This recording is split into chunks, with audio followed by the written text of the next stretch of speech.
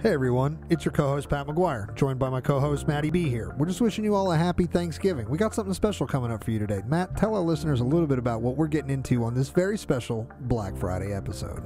It is Black Friday, Pat, and if you're out doing the grind on the holiday shopping, or if you're trying to avoid it, we do have something special for you this evening. We've got a bonus episode looking at not necessarily the entire history, but a good chunk of the history of video gaming here in the United States. We've got a great guest for you. She's a collector of video game consoles, and she is going to go through each of these devices.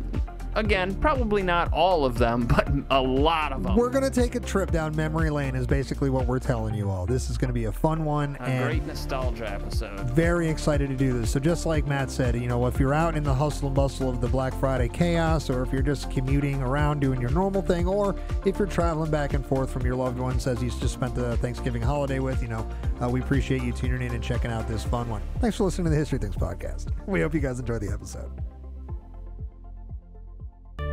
The History Things podcast is brought to you by TR Historical, your one-stop shop for all your historical fan gear needs. Visit trhistorical.com and use the promo code HISTORYTHINGS to receive 10% off your next purchase. Thanks for listening. Now let's start the show.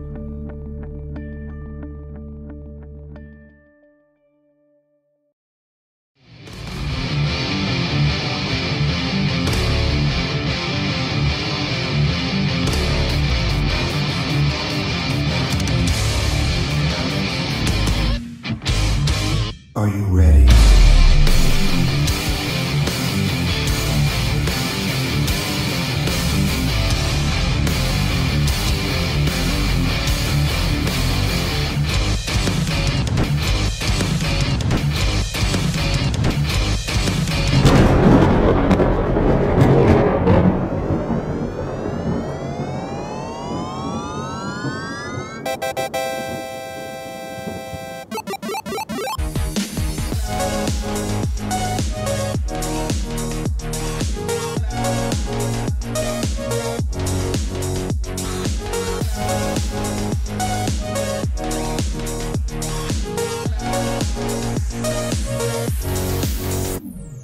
What's up, everybody? Welcome back to the History Things podcast. I'm your co-host, Pat McGuire. Joining me, as always, is my co-host with the most. You know him. You love him. Park ranger, historian, two-time author, Matty B. Matt Borders, how are you today, buddy? Doing good, Pat. It's always good to be back in the studio. It's been an interesting few weeks, but we're closing out the season strong with a fun one. Yeah, we're having some fun, and you're right. Like, this is the first, like, real show we've... not real, that's a weird way to say that, but, like, the first way we want to do the show we've done in a while. Everybody's sitting here, our guest is here, our associate producer Parker's here. Right. The lights are on, the room is clean. It's mostly clean always, but, like, this is my staging area going in and out of the basement currently, so there's crap in here, but, like, it feels good to be back at home, man. You know, we've been sort of doing things through Zoom. Obviously, we had a great time with Jonathan Bracken, who's, you know, out in New York area, and obviously with a newborn, not able to travel. And congratulations to him and his family again. And you know, if you haven't listened to that epic 4-hour monster episode, yeah, get into this one, guys, because at this point now, by the time you're listening to this one, the follow-up part 2 is out. So you have 8 hours of Western Front French action at Verdun. Actually, not even just Verdun. the whole front. The whole front to talk about. So hopefully you're not stuck somewhere in the mud. That's a bad joke, but it's a good one. So anyway, you know, we're here to have some fun tonight. You know, this has obviously been a crazy couple years, and we launched the show at the beginning of what became the COVID-19 pandemic, and we were able to sort of figure out who we were in a weird way. And now that we're, you know, well into what we're doing here, you know, we're closing in on the end of season 2. Season 2, miraculously, we made it, Matt. Matt hasn't killed me yet for all the ridiculousness that I bring to the table here. So, thanks for that, Matt. I'm very appreciative. The grown jokes have gotten me close a few times. Don't worry, there's plenty more coming up in season 3, everybody, so tune in. The point is to push Matt to his breaking point. But anyway, I digress. But we decided that we wanted to have some fun getting towards the end of this year because personally, professionally, globally, there's been a lot of stress going on around, and we wanted to let loose. So we came across a YouTube account. Mm-hmm. Really interesting person, did a really interesting thing, and we reached out because we realized that, you know, you can discuss the history of things that aren't always on the battlefield, aren't necessarily always big grand ships. Like, you know, if you hung out with us in Season 1 when we covered the White Star Line, we found a video game collector who is so fantastic at her craft that I would describe her in a way as an amateur historian, but that's not what we decided. We are bringing up a fantastic video game collector on the show. Her name is Brandi Ahmer. If you don't know who she is, follow her on YouTube right now at Gamer Ahmer. Ladies and gentlemen. Love that screen name. Perfect. Welcome to the show, Miss Brandi. How you doing? I'm doing well. Thank you guys for having me. It's a pleasure. Thanks for coming on. So tell our listeners a little bit about sort of like who you are, what you do, like, and how you got started in it. Yeah, like, why video games? So pretty much, I've always played video games growing up. I came into a time where things were on the up and up in the video game world. And unfortunately, I did miss out on a lot of things due to my age. But my love just didn't, stop there. I didn't exclude that from everything. I wanted to start collecting. I wanted to try and preserve all of the historical items that I have in my collection. I wanted to pretty much just learn about everything, kind of grow, and just get those one-of-a-kind items that you just don't see every day. All of those stores that have went out of business since, just everything that I know and love growing up. And I've always played. It's just now that, when you get older and you have money, of course, you have that disposable income. You just want to collect everything. You want to relive your childhood. All that nostalgic stuff kind of hits you. Preach on. And, of course, that thrill of the hunt, it gets me going. And that's kind of how I, turned into all of this. And then I just wanted to share my passion and the history and just educate and just kind of show off some things along the way. How long have you been doing this for? So I would say I started probably around 2015 or so. Oh, you've been at it a while. To amass my collection. It was when I got into my career and, you have the extra income. So I decided that what better way to kind of go at some things would just be to buy everything that I wish that I had growing up. Yes. Whether it be video games, vintage toys, just kind of everything in between.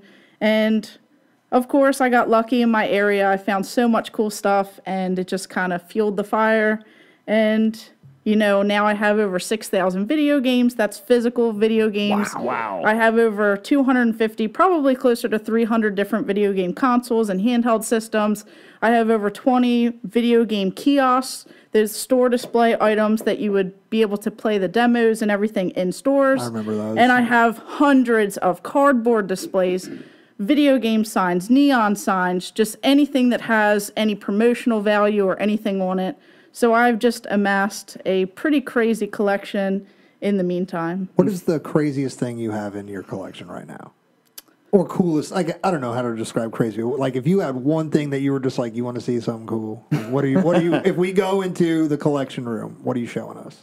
I'd probably show off any of the video game kiosks, like the Dreamcast kiosk or the Nintendo 64, the GameCube, just because those are all pretty neat and you can actually play hands-on. It's not just one of these rare prototype items that you have to sit there through hours playing to see all of the differences and stuff. It's kind of that stuff, or just the signs and the displays. Probably something like that would be what I would show off. I remember walking into certain, like, not what's the EB games and things like that, and just dominating people in like SSX, and that was like the best snowboarding game ever. We'll get into all that stuff, but those kiosks meant a lot growing up.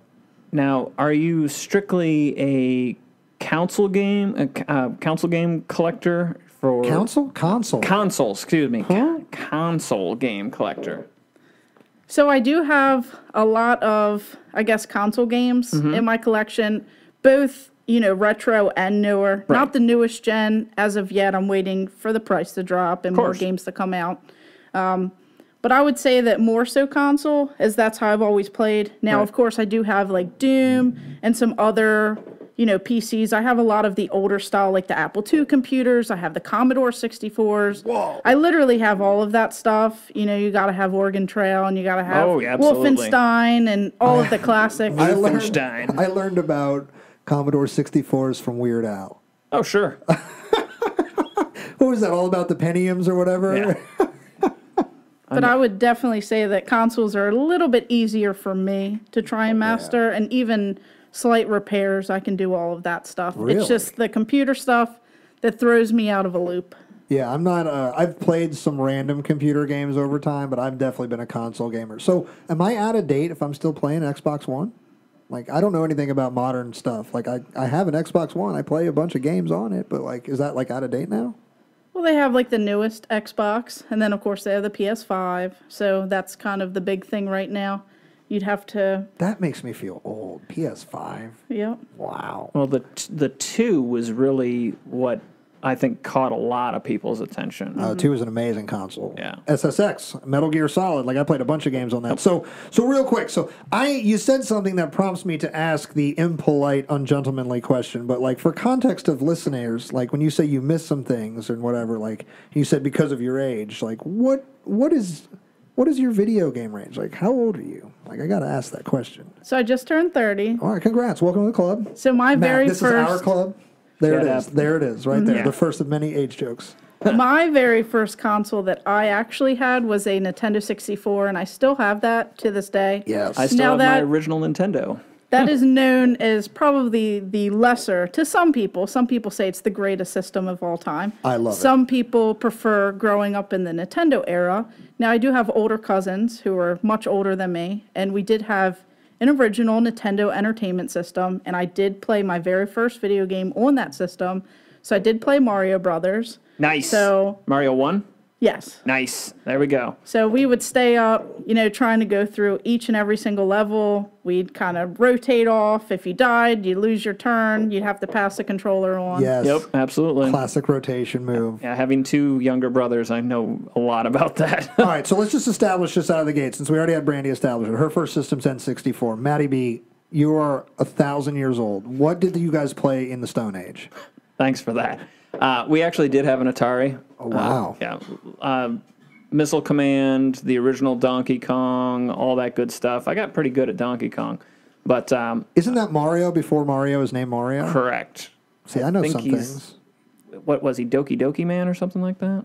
They called him Jumpman and some of the Jumpman, things. that's what it Jumpman. was. I remember Yep, that one. Jumpman, that's exactly right. But I had the Atari, and then after begging my folks for quite a long time, they did get, or I should say, Santa got Yes. us, all of us. It was in the middle of the gifts. It wasn't for one of us specifically. It was for all of us. It was the Matt Spills in the War Department. It was for the combined Borders kids. correct. Nice. Yeah. All right, so Colecovision. That was my first video game console I ever got as a kid. You guys familiar? I'm not. You're not Yes. familiar? Colecovision was kind of like a rip-off of Atari, if I am accurate with that description. But it had like a weird, like a different hand controller, and there's a lot of like weird jokes because like the way you would palm this thing, if like your mother or dad walked in the room and you were sitting at a certain angle, it looked inappropriate. Like the way you hold the controller, and most kids, the way they sit with controllers in their lap, it looked like Tommy's up in his room for several hours. You're like, oh my god. But I used to play Comanche on that thing, and there was I think Donkey Kong made it to that system, or a version of that made it there. But I remember playing that, and then didn't really get into regular Nintendo. So my first like real console that I loved was SNES, Super Nintendo. Ah. Like, I remember the day my dad brought that home. We were up till like midnight doing the rotation. My dad, my mom, my sister, and me. Mm-hmm. It was a lot of fun. Those good memories, yeah. So been around for a while. So Brandi, if we, are going to tell a story tonight, like any good story, it should start at the beginning. Where does the beginning start for you? So I guess I would have to start when they created, I guess, the first video game home console. So that would probably be it for me, just because as I was going through collecting all of these different systems, I wanted to see where it started, why it started, how it was in comparison to now, and kind of how it led us on this journey of where we are today with all of the advancements in the technology. So that would be probably in 1967. What? Now, Brandi, I was under the impression the first video game is Pong, but that sounds a lot older than Pong. Yes, so there are many Pong clones, very many Pong all right. consoles, and this is very similar to it, but it wasn't, I guess, noted as Pong at this time. So it was this first video game home console system, and pretty much you'd have tennis, and there were actually 6 different games included in there. They're all simple games, and that is the father of video games who created this. This is Ralph Baer, and it was known as the Brown Box. So that is before the Magnavox Odyssey, which would be the Magnavox Odyssey, where it had those 6 simple games: ping pong, tennis, handball, volleyball. Of course, you'd have those chase-style games and then light gun games. Dude, I am so excited we did this episode, like, immediately. You've already named 2 systems I've never heard of. Like, Magnavox what? Yes. So, of course, this brings us to a lot of big things that kind of happened in this whole entire thing. So, of course, 1967, when this was created, it led to 1972, which is the first home video game console that you could actually buy. That was the Magnavox Odyssey. Of course, I have one, and the first time I bought it and I, picked it up, it's this huge clunky system. It's white. It just looks so clunky, and it's just crazy to see kind of how we advanced from, I guess, back then to now, how all of our consoles look very sleek. Yeah, they look like they could fit on my bookshelf right here. So what are we talking, like 10 pounds? I don't think it was that heavy. Of course, I'd probably have to hold it again, but I don't think it was as heavy as I would have expected for the size. Is it a two-hand console? If you it's just pick this, it up? Probably, just because of the sizing of it. It's like something that you would definitely have to like hold. It kind of has like a rectangle shape, and then it has like this box on top. Then you have like these big clunky controllers that just kind of like move, and the batteries, I guess, would make it, more. What more kind of heavy. TVs were they playing these games on? Early ones. Just like really crap black and whites? Like were a lot of these games like DOS-based TVs? Come on now, it's not black and white in the 70s. I mean, the average, do you think the average like person has like a big color TV?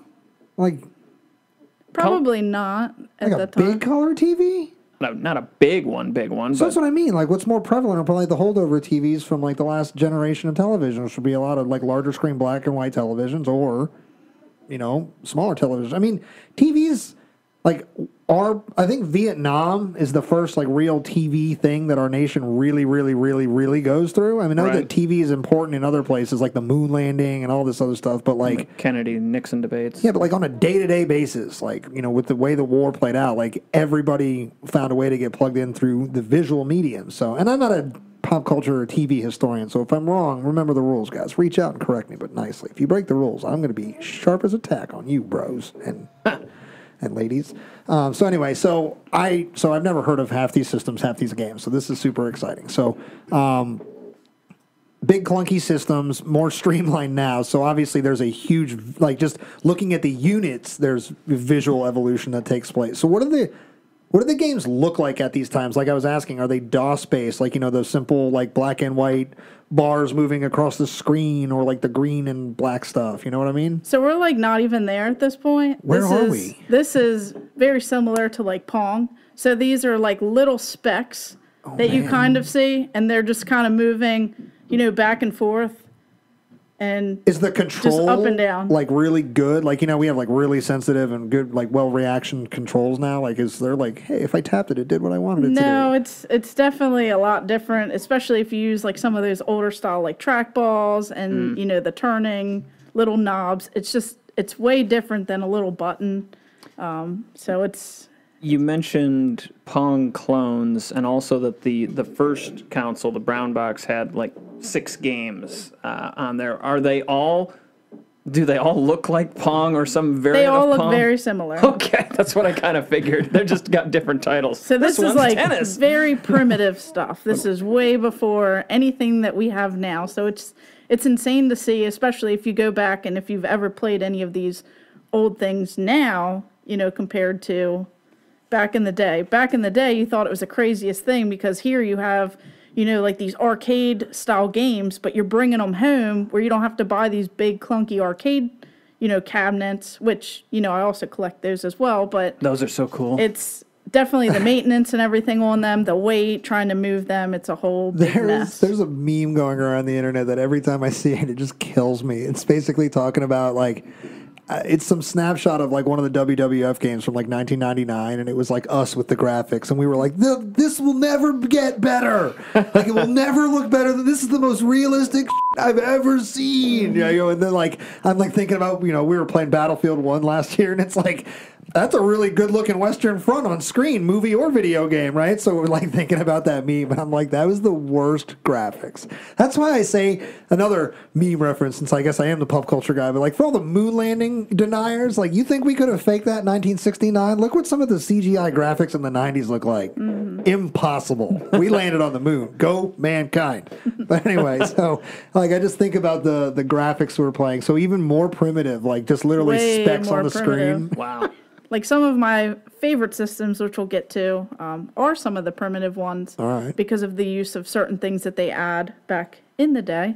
So pretty much what you were kind of referencing is the Pong style, you know, games. So in 1972, they actually did have...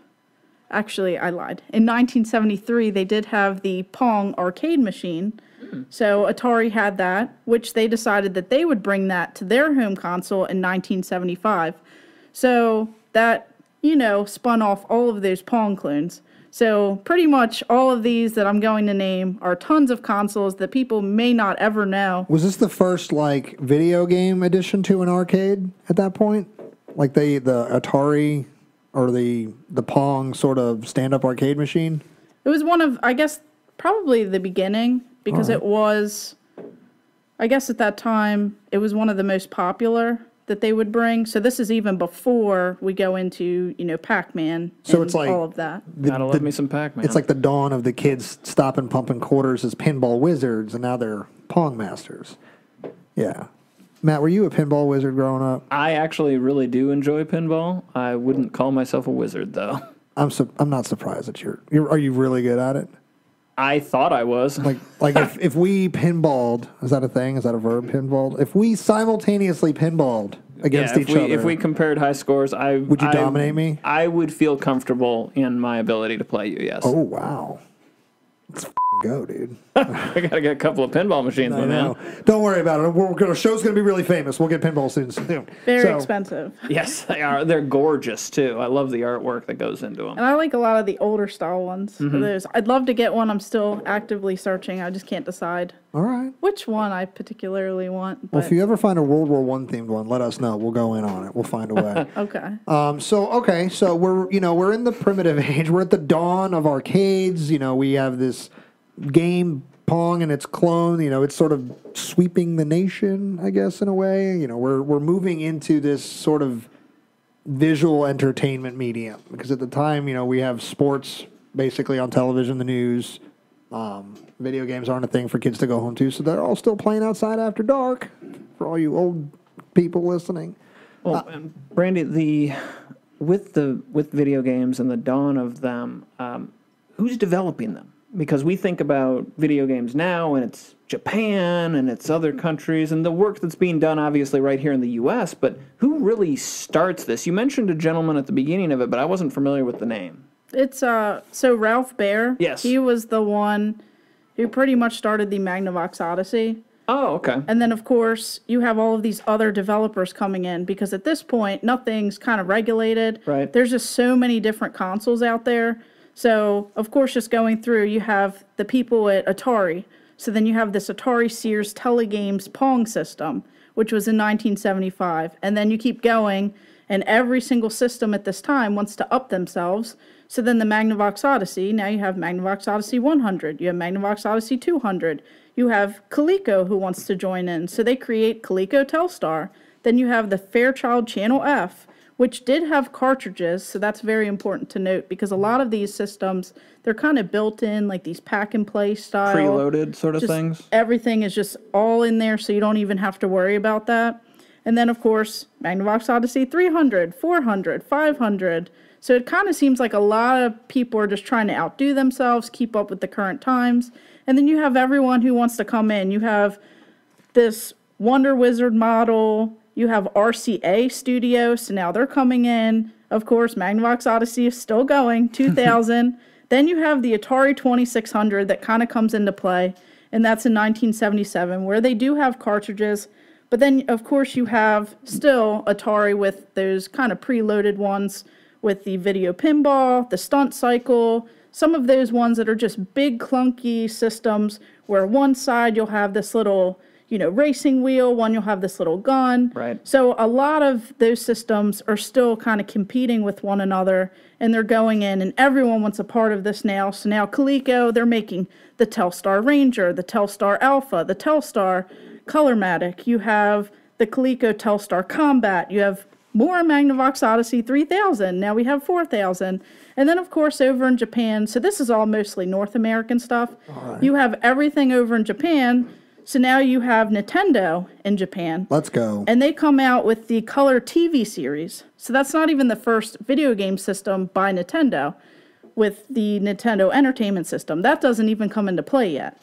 You have all of these kind of packing game, one-off games over there, and they're just kind of built in. Everyone's following this Pong clone idea, and they're just doing their own thing. And then there's even more Coleco ones. So you have the Telstar Sportsman, the Colortron, the Marksman, Gemini, the Arcade. You have the Bally Astrocade, which that one also had some cartridges. That's a newer one that I recently picked up. And then you have this Magnavox Odyssey 2 in 1978, where they have cartridges. They have this voice module. And, of course, that is their best enhancement. At least I believe so, because that's one that I collected a lot of the cartridges for. And that one, I just really enjoyed the games on that. The only one of those consoles that I know by name that you said was the Atari 2600. Which is the one I had. That's what I was going to ask. Is that the game changer one, like in the late 70s, that everyone was like, all right, let's go. Video games are on. So that's definitely one that was up there. I would also say probably the Intellivision. So you have Mattel coming in with the Intellivision. Mattel, really? Yes. For Wait, the doll maker? Right, Plastic Toy Empire Mattel? Probably. I would think so. That's really interesting. I didn't realize they'd thrown their hand into I guess electronic toys, but I didn't realize they'd done video game consoles as well. With Atari 2600 coming out, was that when it officially became on like Donkey Kong? Yes. Yes. Was there a date on when that system came out? Like the Atari 2600? Do you know that off the top of your head? I think you said 77, wasn't it? Yeah, 77. So officially, guys, if you've ever been wondering how long it's been on like Donkey Kong for, it's been on since 1977. When will it end? One could say it ended with Harambe. Harambe. Never forget. Never forget. Matt hates me right now. Do it. You know I hate you right now. Dude, never forget. Put him out for Harambe, y'all. Harambe. So there's like a million consoles that I've never heard of.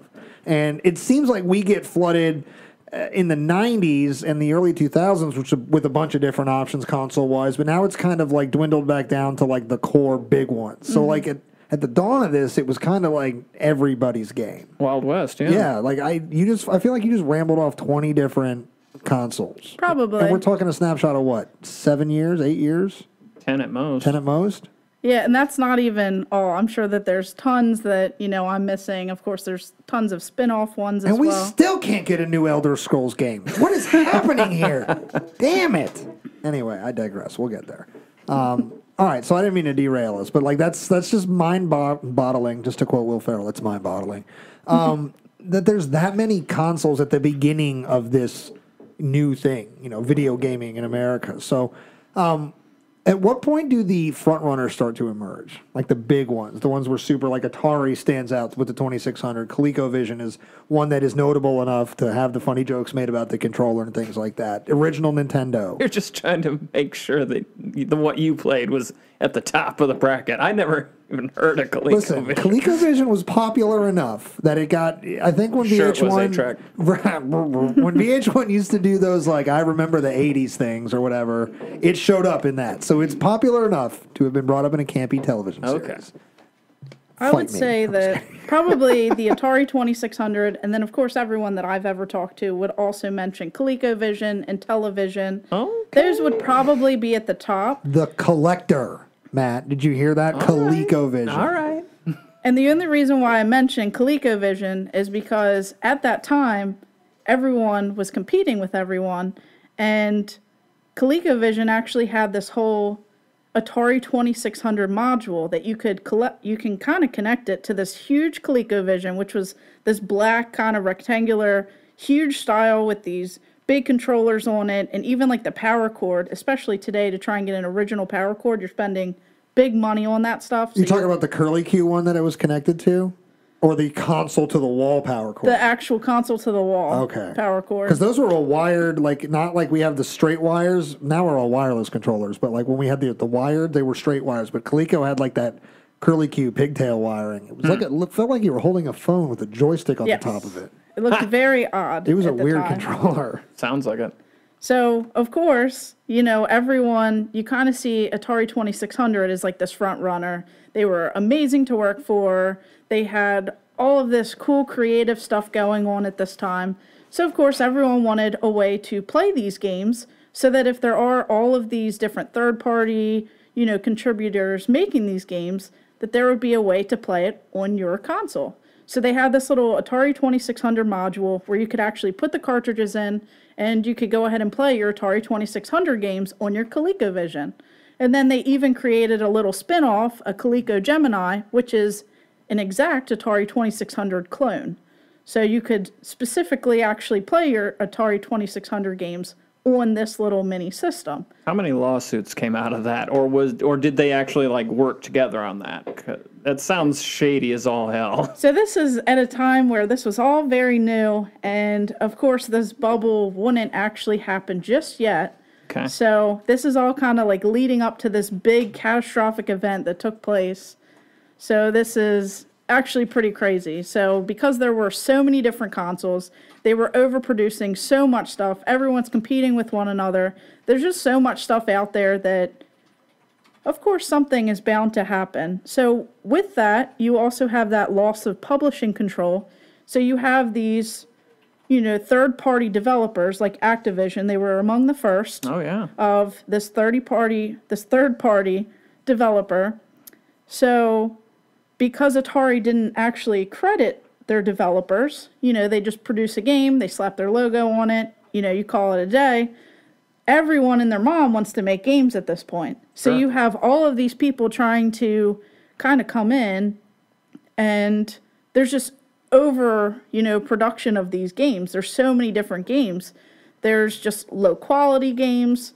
There's just so many different ones, you know, even just kind of like a spin-off, not just the regular Atari games that people know today. They made some very weird games back in the day. Some notable ones that I later found to discover are these horror video games that they made that would never be allowed in today's standard, especially if this was a time where Atari was. So that would be... Standard based on violence, based on ridiculousness? Well, both. All right. Like they're gorier than some of the stuff we got now? So back in the day, they had this game. It was Wizard Video Games at the time, but it was Wizard Video on the VHS, you know, in the video. So they made Halloween and Texas Chainsaw Massacre on the Atari 2600. So at a time where there were no ratings on video games, you could walk into any store and you can pretty much ask, you know, for these specific games if you knew about them. A lot of people didn't know about them back in the day. And, of course, in Halloween, you're the babysitter, and you're trying to save these kids from getting killed. And, of course, you see the little, you know, image of him running around with a knife, you know, trying to kill you or the kids. So that is something, you know, that's a little bit... intense. You know, intense for kids at the time. And then even the Texas Chainsaw Massacre, you actually play as him. As the killer. That's wild. And you have to, like, use your little chainsaw. Is this where video games are so violent comes from? When our parents used to freak out? Do you think they all just had flashbacks to this murderous game? They were right in their minds because every game was The Butcher, but like... So this is at a time where none of this was even controversial at this time because a lot of people didn't know about these because there were so many games. And then, of course, you go down that whole road of Mystique coming out with those porn video games. And I was going to ask about that for a later system. That's another kind of random system called the 3DO, but we'll get there with CD games. I do have those games. Yeah, there's a lot of porn on that system. So I feel like one of those games is Lounge Suit Larry or whatever. Leisure Suit Larry. Yeah, and that's a whole series, dude. So, of course, with the 2600, you have these Mystique games, and you have Custer's Revenge. Right. Which Just is completely inappropriate. Yes, and then you have Bachelor Party, which doesn't look as bad, I guess, on the screen compared to, I guess, Custer's Revenge would. And then you have Beat 'em and Eat 'em, which is not ice cream on the front cover. So that is something entirely different that is white. So that one is a very odd game where you are at the bottom of the screen with your mouth open and you have to catch this as they looks like, I guess, ice cream, but it's not. Oh my. So that one is a very odd game. So they do have some really weird stuff that, back in the day, they would kind of pull these items from shelves. You would have to go in, specifically ask for them. They'd either be on the top shelf behind the counter with, the person, or they'd be in the back room. So these ones, are a little bit lesser known, but that just goes to show that they were making so many different games. For so many different people, too. And it's just, they were kind of all over the place. So, of course, when you have all of that stuff going on, you have these low-quality games, this poor quality, you kind of have this loss of trust from the public. And one example is the 1980 release of Pac-Man. You have Todd Fry, who made the port on the Atari 2600. He still gets paid for it, whether it does, good or bad. And, of course, they overproduce all of these copies. It's definitely not like the arcade version. It's a poor quality version, and you have consumers who now want these refunds. They're very upset about it, and everyone wants to return this game. So of course you're starting to get into consistent problems that you're having with all of this. And then another big ticket game that everyone knows and hates, this is E.T. So you have E.T., the hit movie, June of 1982. Of course, by the time that they get the rights and everything with this game, you only have 6 weeks to manufacture, produce, to go ahead and package this game up, to put it on shelves, and to sell it before Christmas, because that's going to be the hot holiday season that you're going to have. And, of course, everything was rushed. It's essentially an unplayable game. It's nothing like the TV show, or the movie, not TV show, the movie. And it was so bad that they had made so many different copies. They made, I think it was around 5 million or so that was unsold in a warehouse. They made more than that. But they decided to dump them in the New Mexico landfill. So they ended up covering that up. And some people I know actually have some of those actual games that were dug up from the landfill. And I would love to have one of those. I know that they go for a lot more money now. That was going to be my next question. Do you have a copy? I wish I did. Unfortunately, I don't. I should have bought it when I saw them a lot cheaper than, now. But one day I will find one. And that just kind of brought this big thing that, this bubbling effect here. And then, of course, you have computers at the time competing and the media kind of coming in saying that, why would you want to get a video game? Computers can do it all. And then, of course, you have this big bubble that bursts and you have this big, massive 1983 video game market crash. So, of course, all of these, video game consoles and everything just kind of went to a halt. And, no one sees no long-term future with all of this video game stuff. So you're kind of at this big part, and do they just stop making them? Like, define, like, what is a crash, and like, how does it happen? Like, people just one day they're like, the numbers don't add up. We got to cut this crap out. So no one's making all the profits that they would see because there's so many different consoles out there. There's not one leader at this point. Then you have like a lost in trust from the public with these poor games, these over produced mass games. There's so many. There's hundreds of them. Like, I have hundreds of Atari games just in my collection.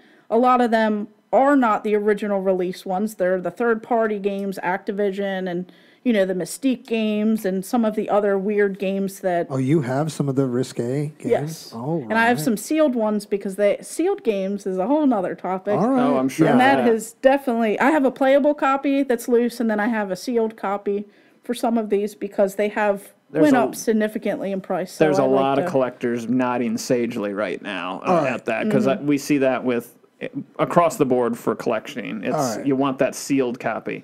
Before we get too far away from the burst and the low quality mass production, Did you ever play the E.T. game? Yes. I started it up, and then I realized it's just as bad as everyone says. Awesome. Is it like You kind of get like stuck in this pit at one point, and there's like no you way just out? Like don't it's just, know what to do.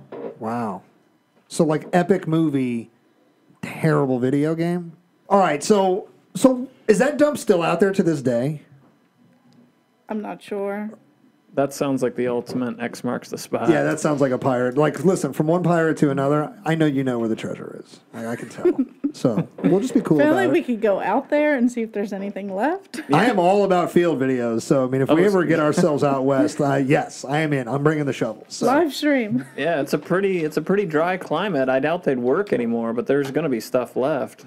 It's so funny how like there's a burst at this time, considering that there's like such a market for video games and like how prevalent they are in our society now. I can't even fathom a loss in trust in the public and like a series of bad video games coming out and like I obviously it happened, but I just can't. Obviously it happened before I was born, but I can't like fathom it.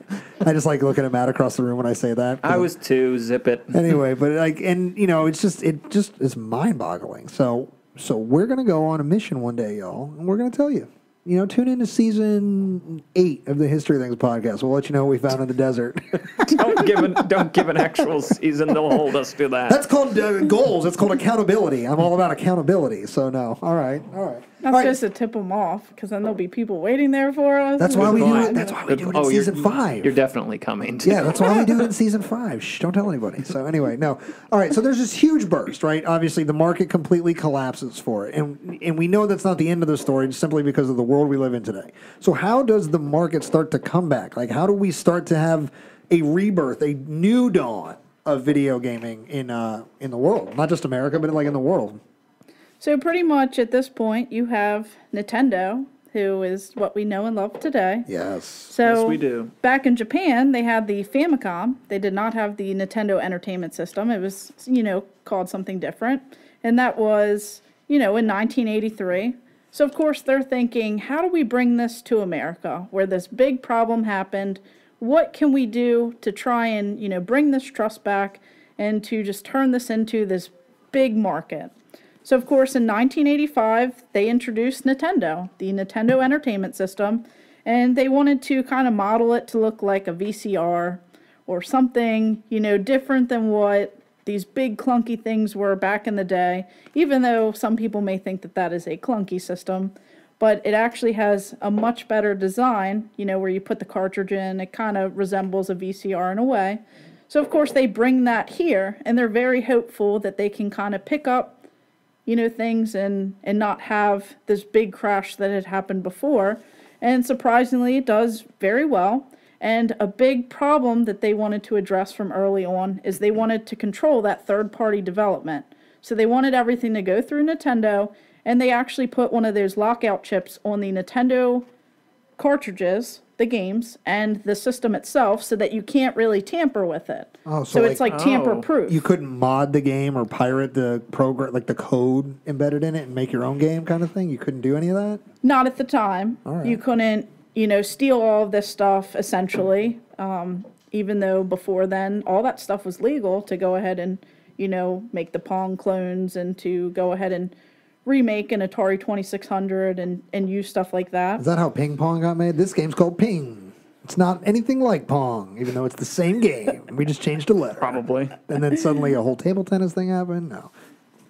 So then, of course, you have this regulation pretty much at this point of video games. Okay. And, of course, you have Nintendo, and then you have this whole console wars that kind of starts. Yep. So a lot of people, when they think of Sega, they think of the Sega Genesis. Well, there was a Sega Master System that kind of competed before that with, the Nintendo Entertainment System. It actually looks a lot cooler, in my opinion. I like the black look with the red on it. All right. And I kind of like the game cases, even though they were all typically white most of the time. The actual plastic that opens where you can grab the game out.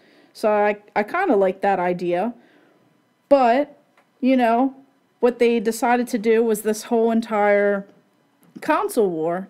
So, of course, you fast forward a little bit, and then you have the Sega Genesis, and that was in 1988. So, of course, all of these commercials that came into play was the most important aspect, I believe. This advertisement, the commercials, everything that had happened, that is kind of what fueled this console wars that happened. And I tell you what, I specifically remember those commercials.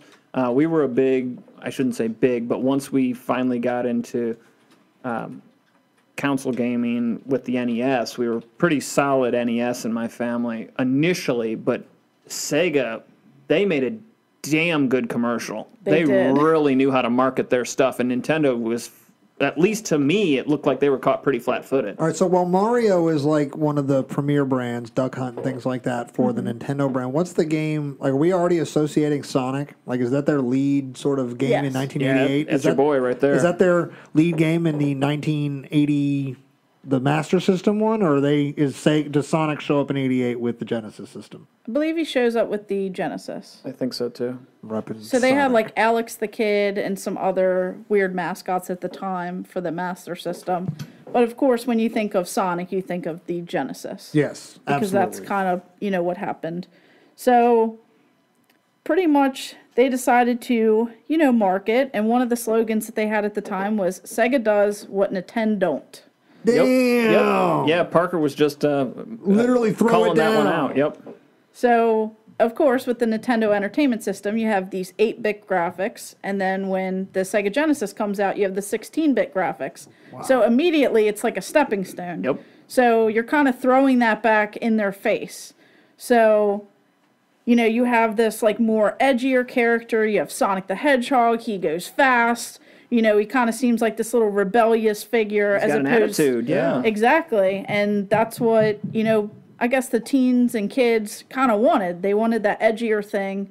They wanted something at the time that was different than sweet little Mario and, saving the princess and the same, thing in a lot of the games that they had. Now, don't get me wrong, the Nintendo Entertainment System, they had some pretty amazing games that, I love going back over and playing over again, like Castlevania and Contra and, all of the classics. Contra 3, let's go. Contra 3 was my favorite. The Contra series was fantastic. But 3 was my favorite. But Castlevania, thank you for mentioning that.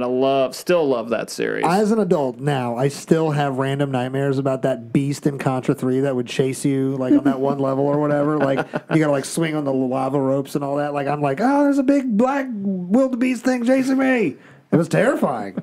There are plenty of games that, you try and go back and play, and you're like, how did I get this as a kid? Because I can't do it. Like, there's several games I struggle with today. What's the, I used to be a beast at the Aladdin SNES, Super Nintendo game. I was so good at that. I just plugged it in recently, and I'm like, I am garbage at this. I know, like the Lion King, you can't get past that one part. Yeah.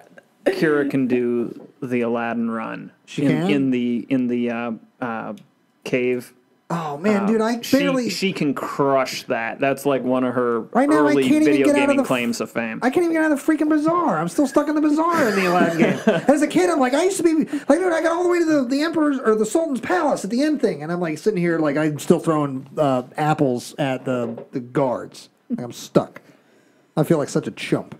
I feel that way anytime I play Madden, and that was a game I used to play really well. We'll touch on that because that's part of the big evolution, the big step forwards. The sports entertainment games, things like that. So let's just as before we take those steps, let's just memory lane it real quick. So we were talking about Duck Hunt, Mario series that was obviously across I guess all the Nintendo brands, even up to date and things like that. But specifically, we were talking Super Nintendo and regular Nintendo. Sonic, cool little badass blue hedgehog with no teeth.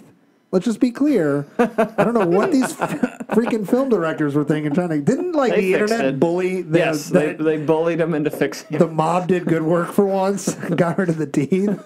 Wasn't Jim Carrey Robotnik in that? Yes, he was. I've not seen it. Oh god. I heard it was better than it should have been. So low key, my favorite of all the Sonic games was on Game Gear, and it was the Sonic and Tails game when you could play interchangeably as either or. And I used to rep because Tails you could fly, you could twist his tail and roll. That was cool.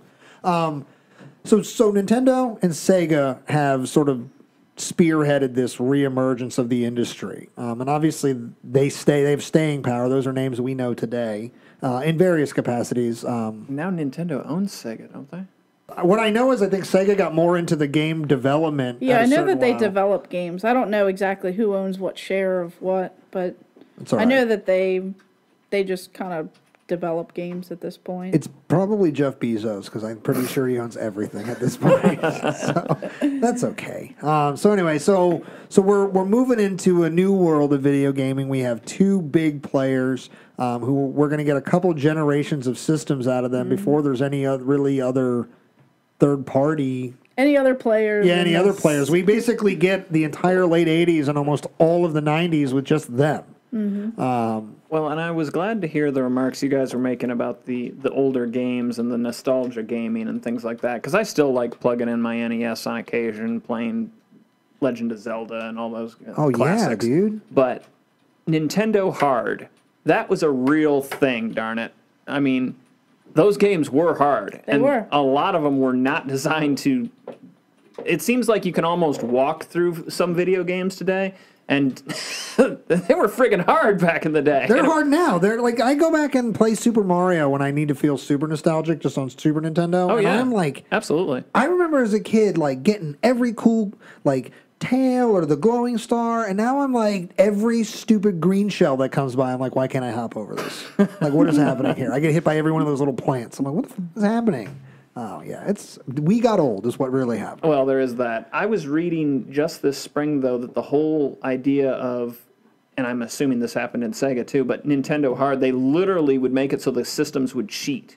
Now, my brother, Brian, swore up and down as a kid, and he would It's rigged. He would nerd rage before nerd rage was a thing on video games, and he would swear up and down that the game cheated.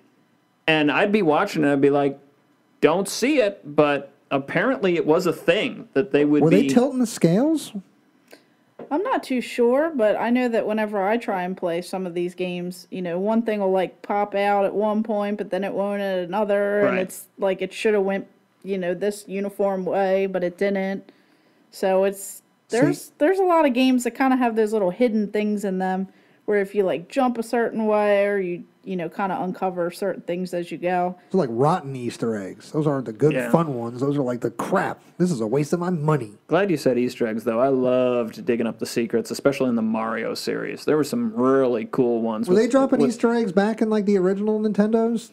Well, I don't... They certainly weren't called Easter eggs back then, but they were secrets. What we would know like you'd have the as- warp pipes and stuff like Oh, that. yeah. That were hidden, and you wouldn't... I mean, you you're go a going whole off the different- screen. Yeah, no, I'm talking what I mean by the Easter eggs is the like, you know, like I love Fallout 3, and there's a certain part of you get to the edge of the map and you turn on your sniper scope and you look far enough out into the place you can't go, you can see a World of Warcraft orc like dancing.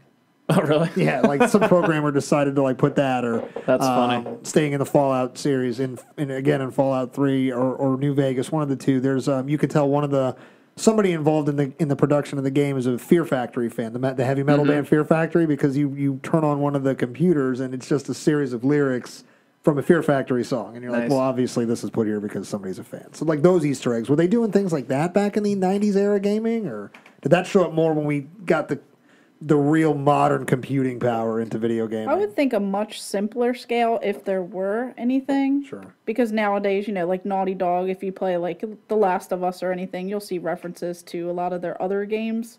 So I do like that on like the newer systems. Yeah. But I would almost think that nothing would be, you know, to that scale today. Probably, you're right. You'd mentioned that the developers and things didn't get credit back in the day. There's one video game, it's famous for it, and I apologize, I can't recall it off the top of my head, where the developer put his name and everything into the game. If you did this one specific thing in this one specific room, it would open the screen up and that would say, developed by such and such. It does sound kind of familiar. Yeah. It's a super too vain sure thing which to one. do. What are you going to reveal? Me! Myself. It was me! Like, wow, that's a God complex thing. Like, I am the creator. Yeah, but if he's not getting any credit for it. He's probably somewhere in the credits. Did You he think just- so? What did we just get from our producer there? Our producer... I seem to remember there being a level like that in Doom, the original Doom. There's one room, if you go in, I believe there's one code you can enter somehow. I think on the On the PC version. Not on a console version, but on the PC version. Let's actually talk about Doom for a second. So, we brought up Wolfenstein earlier. Love it. And, like, one of the things that video games obviously were doing back in the Pong era was, building off of existing platforms, whether it's outright copying the game or, like, taking what you built and, adding to it. So, Doom is Wolfenstein. Like in the computer era or in the original console era, it's essentially the same exact game, except we're not killing like weird zombie Nazis. We're shooting like hell demons and imps and other things with like weapons called the BFG, and then awesome. That dude, what a great weapon. Then like Alien versus Predator and all these other, everything kind of stemmed off that similar style. And but like at one point, I think I remember playing Doom and being like, I've been on this map before. Kind of like later in N64, like when you play like GoldenEye and Perfect Dark, you're like, I've been here in another game. Like, I remember this place. This is I all too loved familiar. both those games. I did too. They were great. So Especially GoldenEye. So moving into those eras, so the 90s pretty much go by for the most part with just Nintendo and Sega out there, but Sony shows up in the 90s, right? They show up at the end of the 90s, don't they? They do, but just before that, just to kind of piggyback off of that whole console wars, a big important thing. So you go from the Nintendo, then you go to the Genesis, and then you have Super Nintendo. Yes. So there's this very big important thing that kind of happens before we even get into PlayStation that I kind of want to reference. Yeah. So, of course, you have them going back and forth. Then they have all of these crazy commercials. Of course, they're yelling, Sega! And they're just yelling of this, in your face. They did that up until the 2000s. Yeah. So pretty much at this point, you have the Super Nintendo competing with the Genesis. And still, the Genesis is saying that they're still superior. And they're using this term called blast processing. So it just makes it kind of sound cooler, where it's pretty much where like Sonic the Hedgehog can run faster because you have 7.6 megahertz versus 3.6 megahertz. So you kind of have this faster scale, system. You're kind of competing. And then we get into these weird games, and not necessarily weird, but you have these weird, I guess, memories from these games. So, of course, a big ticket one is Mortal Kombat. Yes! So, one of my all-time favorite video games, Mortal Kombat. I absolutely love that. I love all of the characters. I love the stories. I love the history of everything. I just love the blood, the guts, the gore. Of course, I wasn't allowed to play these games back in the day, but I would sneak playing them at my cousin's house, and I would watch them play all the time. And we would actually play with some of the cheat codes, and we wouldn't have just the sweat. We would actually have the blood. Oh, yeah. And then the fatalities. So, of course, you have these two consoles rivaling off of one another. And the very first Mortal Kombat in the Nintendo version, the Super Nintendo, you have where they removed the blood, and they went and they kind of, downed these fatalities where it wasn't as crazy as the Genesis model. Right. So this kind of brings us into this whole entire thing where Nintendo tried to be edgier at one point. They had these crazy commercials that tried to fight back, with Sega, but Sega ultimately has these really crazy commercials. One of them in particular that's pretty weird now looking back on it, because I watched it actually before I was coming here. It popped up.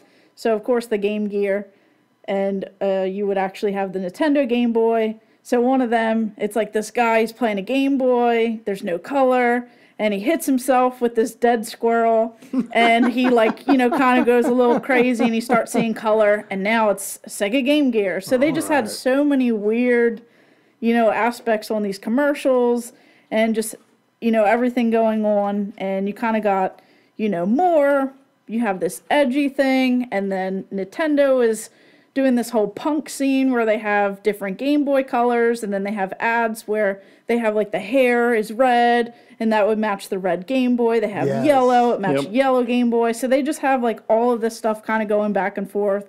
And of course, they just keep going. And something very important that kind of happened is some of these games, like Mortal Kombat, like this game called Night Trap, and Lethal Enforcers. Lethal Enforcers. Awesome. So these three games right here were kind of, in the media at this time. Violence is a big key. You have gun violence, you have TV violence, you have movies, you have rap scene, you have, explicit lyrics, you have all of this heavy stuff. Heavy metal's on trial at this time, right? Yep. So everything is going on. So you have all of these people kind of rallying, like, video games are violent, Mortal Kombat, Mortal Monday was this big, promotional thing that they had to try and get Mortal Kombat out there. It's one of, like, the widely known fighting games. Yo, new segment on the History Things podcast, Mortal Monday. Matt and I fight to the death with the blood code turned on. I remember the blood cheat code on Super Nintendo because you could get it through, like, some weird backdoor code. Because I remember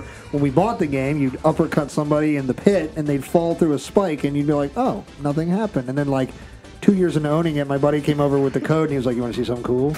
And then like he was like, like when he's kids, "Let me beat you, let me beat you, Yep. like let me beat you. I want to show you this thing. Yeah, I want to show you this thing." So like and then he would beat me and he would show me it was really cool. And then for the rest of the day, he's like, "I beat you so bad." And it's like, well, damn. So do you remember? Because by the time Mortal Kombat rolled in, my younger brothers were both into console gaming, and they had gotten a Sega Genesis.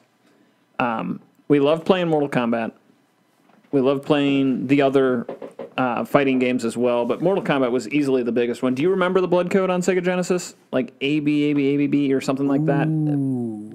Brian and Jeffrey always had to do it for me. I could never remember how to do the stupid thing. I'm not sure off the top of my head. I'd probably have to look that up, but I know back in the day we knew it. Yeah. I used to know the Street Fighter color change code, left, right, up, down, ABX, whatever. Like, but you used to be able to change the like Ryu and Ken wore like red, white and red uniforms or whatever. You could change them to like dark black or dark gray or whatever. Well, and that's another excellent reference to the big time fighting games. It was always kind of Street Fighter and Mortal Kombat up there, especially when you got to Street Fighter 2. Yeah, Street Fighter 2 especially and Mortal Kombat really competed, I think, as everything is done that way. Wyatt Earp, Tombstone, Armageddon, Deep Impact. There's lots of these competing things, Metallica and every other metal band.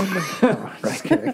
But no, but that's an important thing because I played both those games. Some people were in one camp or the other, but I remember being jazzed to play both of these games. Yeah, I loved any fighting game at the time. Killer Instinct was a great fighting game. All right, favorite Mortal Kombat fighters. Like if we were fighting, who are you? Scorpion. Scorpion? Who are you?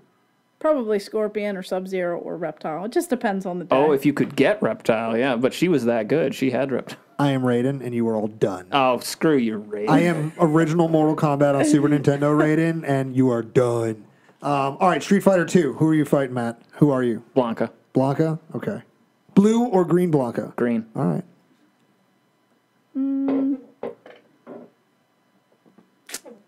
I'd probably say, out of all the Street Fighters, I probably like Chun-Li. Yeah. Oh, helicopter kicks for days. I was going to say my favorite is Guile just because I love the Sonic Boom shtick. But in reality, if I really wanted to win, I was going to be Dulcim just so I had the reach. Oh, right on. Just hit you with. So again, some little nostalgia for both these games. I was both very, very good at both these games, but also very smart. I was no dummy. I don't need to do special combo moves to beat you. Just drop down and do leg sweeps. I start in Mortal Kombat. You start the leg sweep train, and they're done. They can never get up and trip them, and then you win. So I used to do that. You can't break it. Right, exactly. And then in Street Fighter 2 with Dulcim, I would just get down in the crouching punch and just hit you with the two-handed jabs, and you would never get close to me. You would have been all the kids on my block that just got him was like little kid versions of F you, Pat, and I'm going home. You're all Cartman. Screw you guys. So at the end of the 90s, we had, and I apologize if you still wanted to touch on fighting games, but we're right in the era of probably the most famous first-person shooter after the originals of like Doom and Wolfenstein and things like that. You've got Goldeneye. Yes. And Goldeneye is Game of the Year 2 years in a row. But that happens on a new system. Goldeneye is not a Super Nintendo system. It's on the Nintendo 64. Okay, yes, you're right. That is a generational shift. So I'm sorry. We will finish up with this generation because that's the whole handoff into like there's a third player now, like enter player 3. Sony's in this game now. Yeah, right. So that'll be right there. Okay. So we're talking like we have consoles, and then those brands have now morphed into handheld versions. So like the fighting is on two fronts. It's in big consoles, and then it's in these Game Boy and Game Gear, right? Even down to the names, right? Like they want you to just know they're slightly different. Game Boy is for Nintendoters, and Game Gear is if you want to be cool. And they even say at one point it separates, something, the boys from men. Yeah, it says separates men from boys. So they kind of use that, the Sega Game Gear and Sega, kind of at that time. So video game wasn't even being marketed for girls, women, at any level at this time? Not really. So that actually brings it into a good point. So back on the whole violent video games at this point. So, of course, you have Mortal Kombat. They made a big stink because they have this Mortal Monday. So, of course, parents are very upset because there's no rating systems on games at this point. So, pretty much you have all of these violent style games. You have fatalities where you're literally ripping, your spine, your head. There's so much blood. You're doing all kinds of, crazy fatalities, even just regular fighting games. It's still pretty violent at this point. And then another game that kind of makes a scene that a lot of people don't know is this game called Night Trap. Now, it was kind of this weird style spin on like a vampire style movie where you have this girl, it's actually a bunch of girls, a slumber party, and you have to save them from like these, kind of like bad people that like break into their house, and it's weird. So at this point you have what's portraying like these females, they're kind of in risque clothing. They're not, like a nightgown or something like that. They're wearing like kind of like PJ style, but they're still like, like these like sports bra type things. And it's a little bit revealing, especially at the time. And then of course you're showing this violence towards women. Yeah. So if you grab, screen clips of these two games in particular, Mortal Kombat, you can get some very violent looking stuff. And then this Night Trap game, you have, these guys, there's a bunch of them kind of grabbing onto this woman, and she's kind of shown as like this helpless, possibly being, this violence and kidnapped and things like that. So of course you're going to have a lot of people upset at this point. And then you have the Super Nintendo, so then you would actually have, I guess, the Genesis at this time. And the Genesis had, lethal enforcers with the Justifier gun. And guns were, pretty, distinct at this time. There was a law at one point prior to this, in 1989, where all toy guns had to be colored a certain way. You couldn't, like you have the 1985, you had the Zapper, that was the Nintendo Entertainment System. You have that gray gun, and then later they had to change it to that bright orange gun. Right. So that's the one I had. So I grew up in the generation where you could buy a Kalashnikov toy gun, but the very tip of the barrel was painted orange. Right. Like the gun, it's like if you cut that off or colored it, it looked like a Kalashnikov. But now those guns are, I think, further changed into like the gun has to be green. Like something just completely ungun-like. Yeah, so things kind of had to change, but that was, way before now. So now it's bringing up another point again, where you have, this gun, you have violence on women, you have this, possible sexual stuff involved with this Night Trap game too, and then you have all of this violence, this gore, this blood, and everything else. So, of course, it ends up going to the Senate. Now, how this actually happened is one of the parents who let their 9-year-old actually play this. Oh, good parenting. It's the government's fault. He had ties, of course, in there. So then, of course, that became like a big talking point. So now you have everyone, you have parents, you have all these advocacy groups, you have, all of this stuff kind of going to the Senate. And they kind of go back and forth, showing bits and clips of each of these games, holding up the Justifier gun, showing that it's violent, kind of comparing it to bad TV at this time.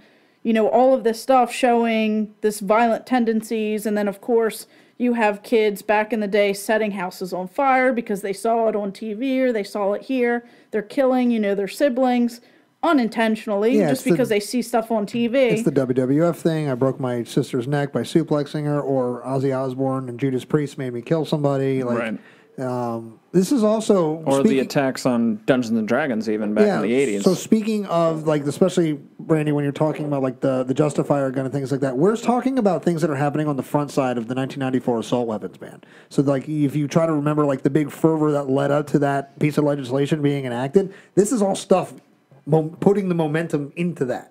Like, we're talking about... And coming off the back end of that, too. Yeah. So, but, like, it's one of those those things that, like, just to place it in context, like, we as a nation are going through that similarly now. Like, guns are one of the political talking points. Us, get off it. We're not talking politics, but it's relevant to the story in a sense here because, like, we are talking, about things that, like, when the school shooting era began, and I hate to say it like that, but at this point, 20 it's a real freaking thing, years into it, we're into an era. Mm-hmm. But when it began, what was the first place we went? Video games, Marilyn Manson, Eminem. Yep. Like, these were the reasons it happened, right? These guys listened to Marilyn Manson, they listened to his music, they played the awful bloody games, like that. Like, it turned it into, a familiar they turned to a familiar scapegoat. And that's what it was. We've been here scapegoat. before. Yeah, but, like, we've been here before, and now we're going all the way up to a congressional or a senatorial hearing.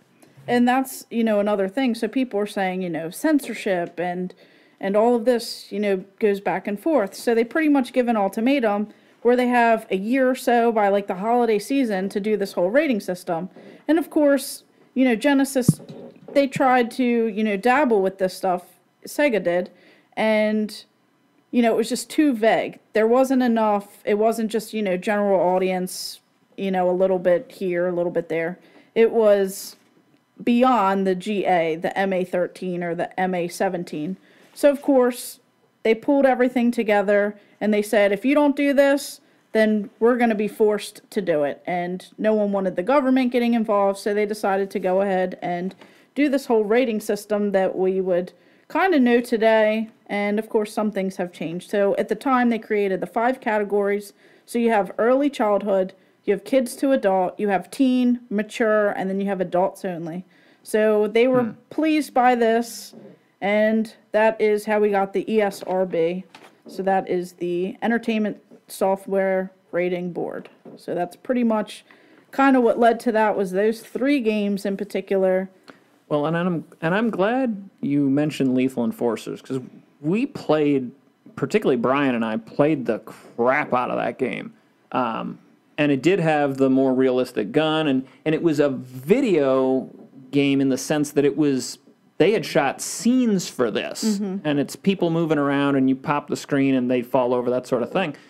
But you're a cop the whole way through it, and you keep advancing through different layers. By the end of it, they're like, welcome to Delta Force, and they're like the most extreme of extreme special forces, and by the end of that game, and it's super hard, too, by the way. But it is fascinating to me that you start as a police officer and advance into these extreme special forces, and yet it was still being called out as one of these, not only violence, but it's issues we don't want the kids getting involved with, stuff like that, even though this is all technically law enforcement aspects, both for local and international by the time you're Delta Force.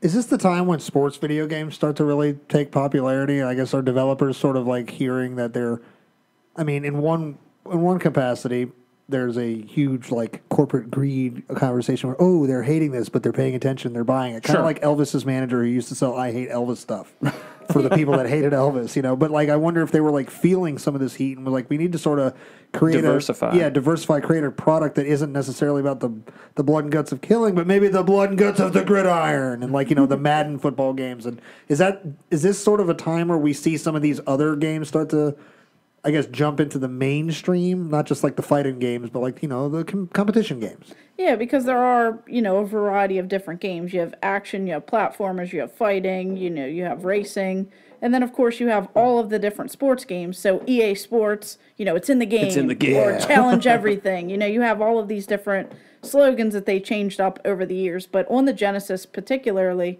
you do see a lot of those sports titles. You do see kind of they take over. They even changed their cartridge up a bit on that. They all have like these little yellow, plastic pieces on a lot of the sports games.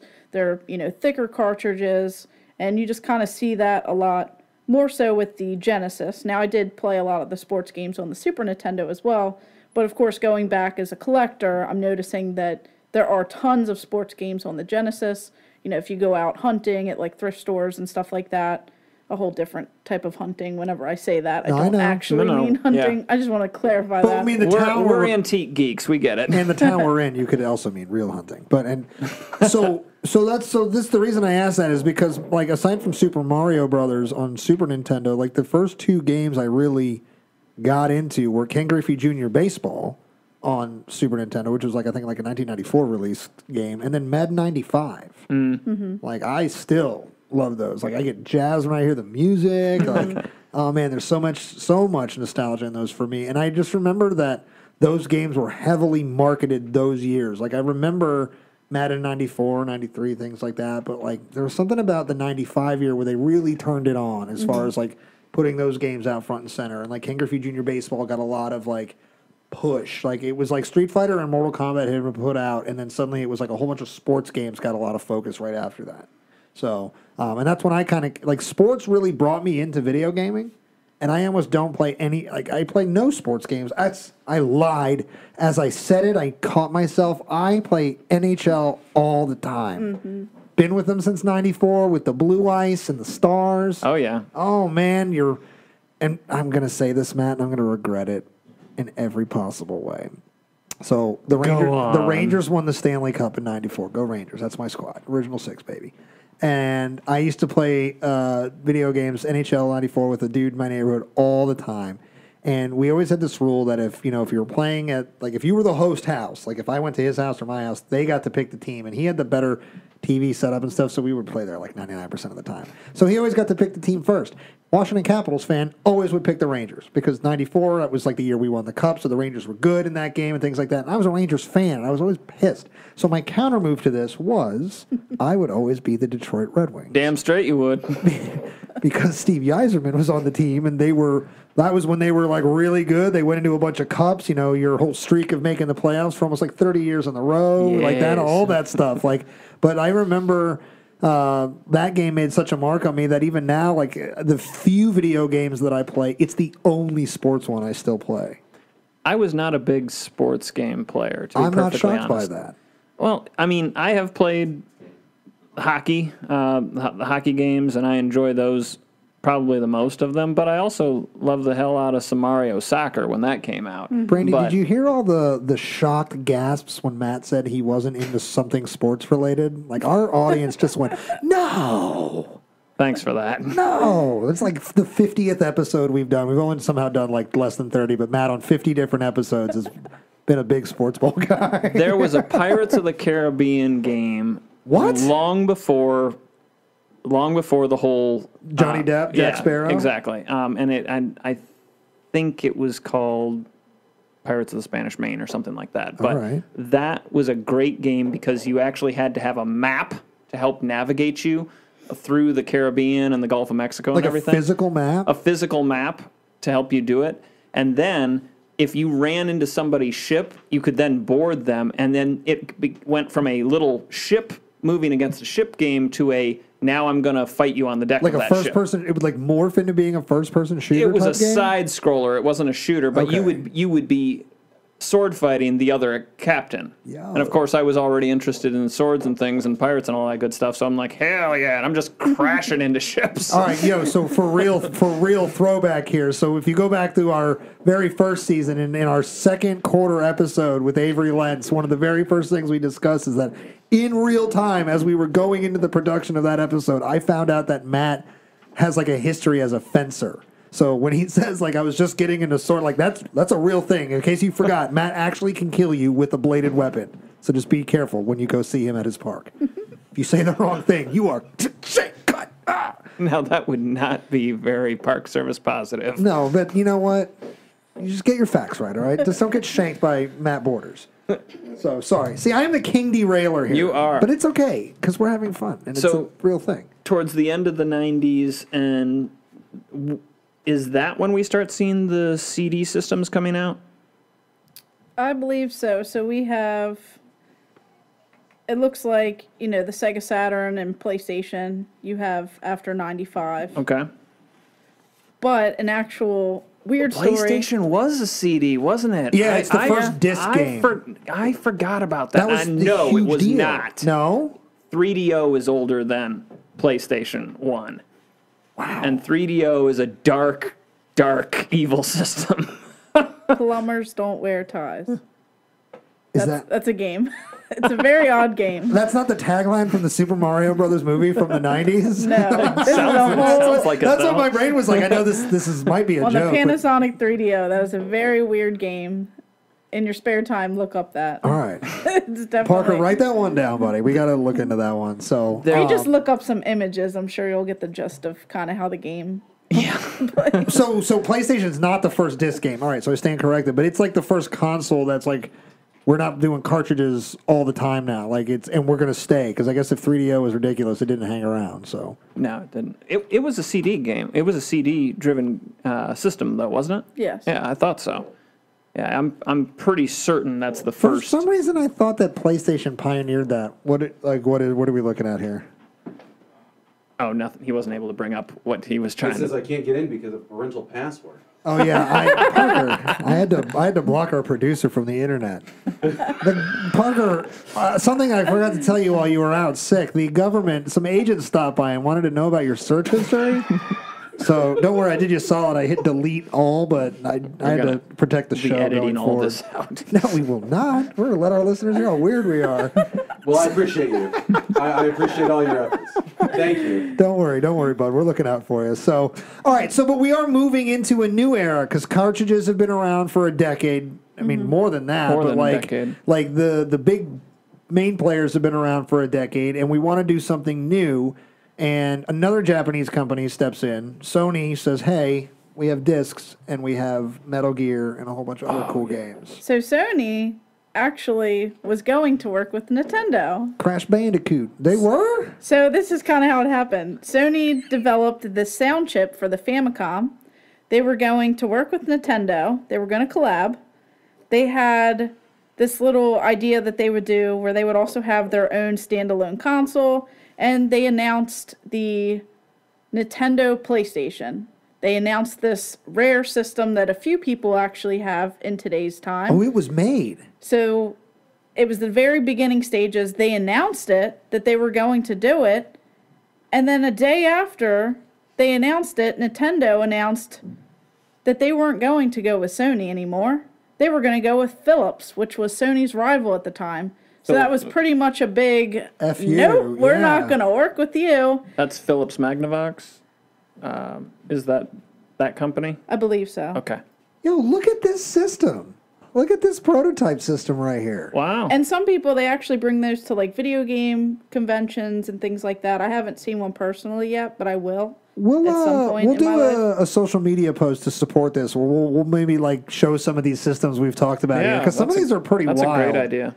I've never like It the looks system, like a Super Nintendo controller. like literally the system we're looking at has all the hallmarks you're going to recognize from two different brands. It's the SNES Super Nintendo controller. It's got the PlayStation logo right on it, the one you're familiar with. It's got the plugins for the remotes that the same, but it's got a CD-ROM disk drive on it, and it looks like you can put a cartridge in this too. It does look like that. Was this like reverse compatible, like where you could play older games? I on think it? you could play the Famicom games on it. That's I believe cool. that's That's how they were going to awesome. work together. Yeah, that's really cool. That's So that never happened. What And year? then, What year was that? I think it was around maybe 1991, Okay. something around that time, I believe. Wow. Okay. And then, of course, now we have PlayStation, who was like, you know what, we're going to come out with our own console, and we're going to release our own games. And it was probably one of the best things that could have happened, because now they're a contender in with Nintendo and Sega at this point. So everyone's kind of, going. There's this whole transition from cartridge to disc games. It's this whole big, thing that's going on at this time. And, of course, Nintendo decides to come out with cartridges for the Nintendo 64. Right. But now you have this 3D-esque style gameplay. You have this big advancement. Instead of having 2 controllers, you can have 4 players. yeah. Right. So you didn't have to buy one of those little multi-taps. You didn't have to buy one. It just came pre-built into the system. They did this whole entire marketing plan where you can get the Fantastic colors. You can get all of this stuff with the Fantastic series. You can get different color controllers. You can have all of this different stuff. There's even different cartridges, different color cartridges. There's just so much stuff that you can get, which, I do have a worldwide set of the consoles. I do have a complete library of the Nintendo 64 games. I saw one of your posts. With You have all a complete library? Yes. I have Wow. Korean, Australian, Japanese, the North American variants. I have ones that you can only win on the Japanese airlines. They had a contest with a few-month period that you could win while on the plane. Wow. I have this pretty rare controller. It's the Hyundai Convoy. It's the Korean release. Instead of just the gray one, I have the red one. I've only seen a handful in collectors. Is that the car company? Hyundai? I'm not sure I bet you it is. how it was, but I know back in the day in Korea and everything that was going on, at that time, it was, they couldn't just have like Nintendo on it. They had to put different things on their consoles. Like non-Japanese names on their consoles because of obvious history between the Koreans and the Japanese. Yes. Yes, absolutely. Huh. So, that's probably super directly related. The reason I ask is because companies like Yamaha make multitude of products. Mm-hmm. I know that Kia has non-car related products out there. I know, and I Mitsubishi. those are Japanese. But I'm trying to think of Korean things. I know that the first one I mentioned was Japanese, but I'm pretty sure that, and I think I've been saying it wrong. Hyundai. Hyundai. Yeah. Hyundai Elantra. Right. 2021 Hyundai Probably. Elantra. Yes, it's the same company. I say it entirely different. We're getting confirmation from. I am not a linguist. We butcher languages pretty. We just did travesties to the French language in our last episode we did. It was brutal. Our guest John Bracken was a saint because he has such a flow with it. He taught himself French to study French army history, and Matt and I are making ha jokes because we don't actually know what we're doing. Oh, Jesus. So the N64, I remember it extremely well. Played the crap out of that system. Both of my younger brothers, Brian and Jeffrey, were so good at these games, especially on the Sega and then the N64, that I was pretty darn good against my friends because I sucked so bad against my brothers. Yeah, you got whipped on, but you got to return the whipping elsewhere. Right, elsewhere, though.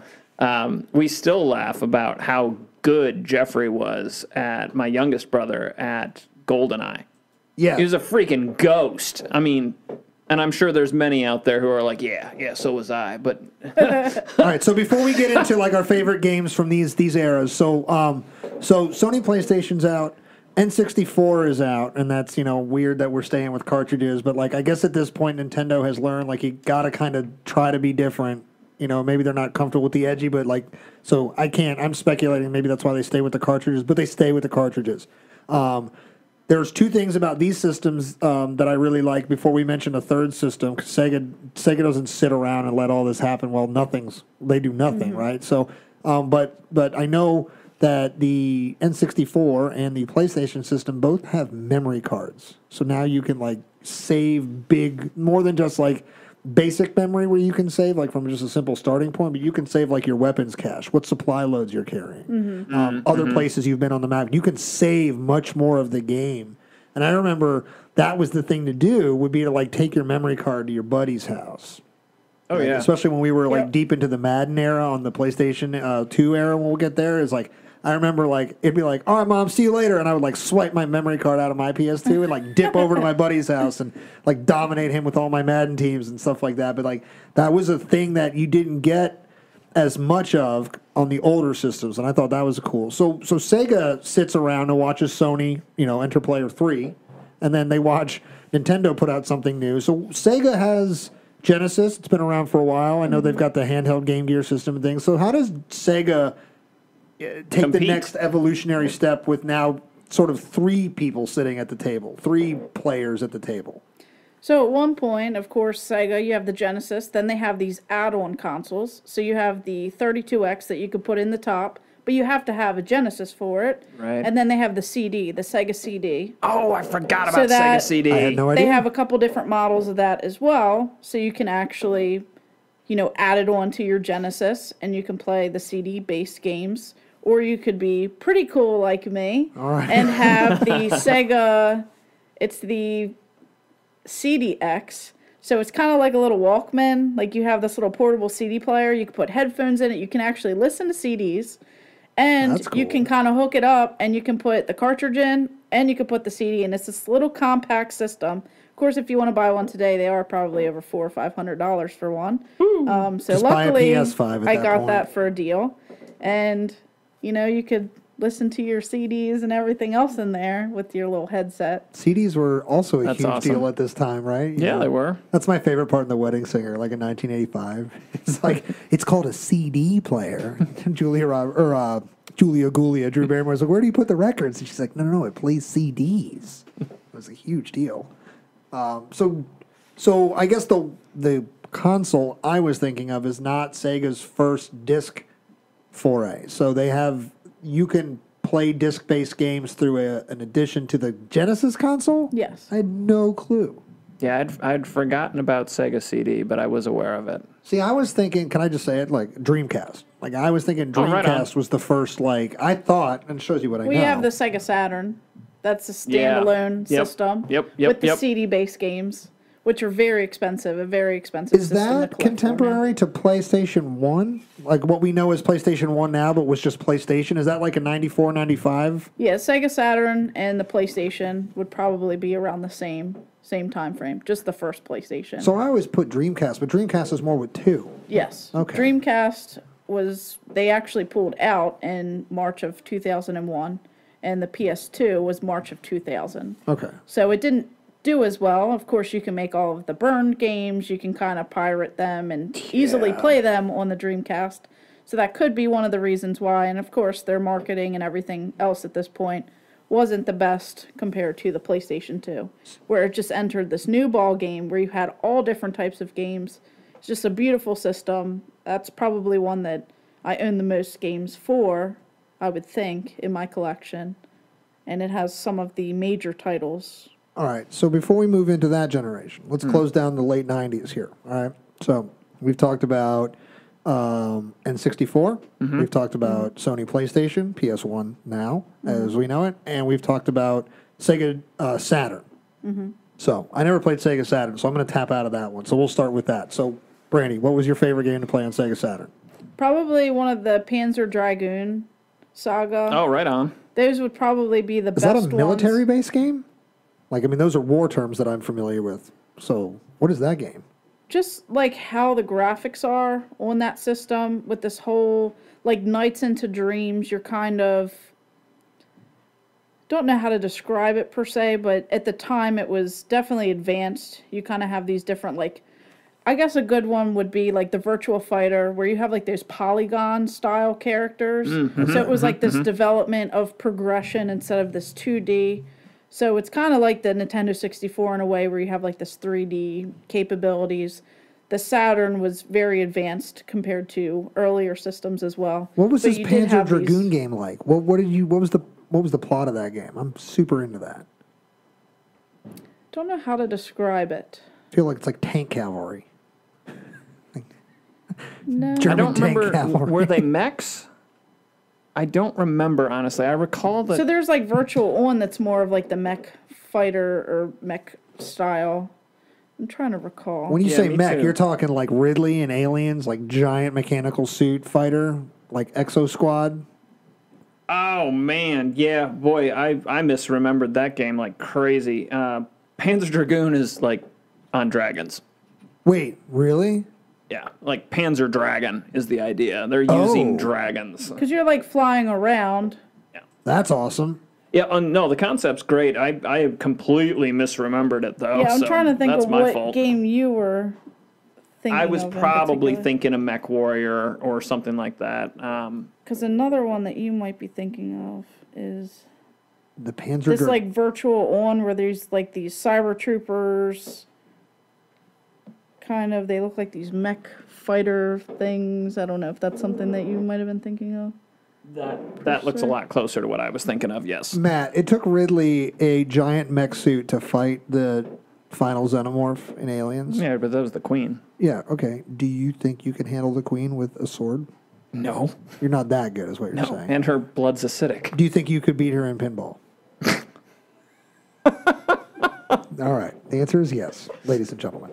All right, so I didn't play Sega Saturn. So, Matt, what's your favorite Sega Saturn game? Oh, I didn't play it. All We right, didn't cool. have it. So we're out of that. So moving on. So N64, everybody's favorite game. Brandi, go.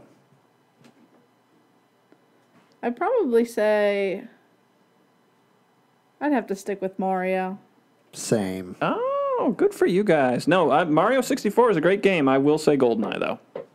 All right, let's talk about GoldenEye for a minute here because it's definitely... Loved the multiplayer. It's definitely... Absolutely. The multiplayer was killer. Loved it. Caveat to my favorite because it's in real time to it being out as a kid and things like that. It was my favorite game to play. As a nostalgia, like, man, I want to play in 64. I just only want to play Mario. All I want to do is get shot out of those huge cannons. I want to race penguins down giant ice hills. Yeah, like, Throw them off the ledge. yeah, and then, like, it's not a crime to throw a penguin in that game. Like, that's literally all I want to do is just play that game. But swim underwater with the cool music. Yeah. Oh, dude, it was so great. No, But- it's a great Beautiful. game. Beautiful game, too, yes. But as a kid, I just was straight up like, all right, let's go. We're playing GoldenEye. We're doing the codes where we get the big heads, so it's easy to see everybody. You know.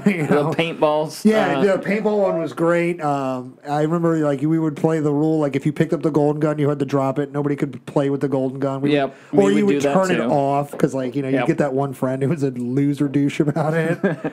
Got you. Or we'd only do like I loved the options. Like you could do pistols only, or automatics only, or power weapons only, that sort of thing, or no golden gun and stuff like that. Those were I fun. loved all those variations. Game of the year, 1998 and 1999, Back to 2 back, years yeah. in a row. So Just amazing. So going back to one of the things we said earlier about building off other platforms, we talked about it. Like another game that I really liked from N64 was Perfect Dark, but essentially it was like Yeah. GoldenEye but aliens. It was like you could be a little gray alien at one point. You could.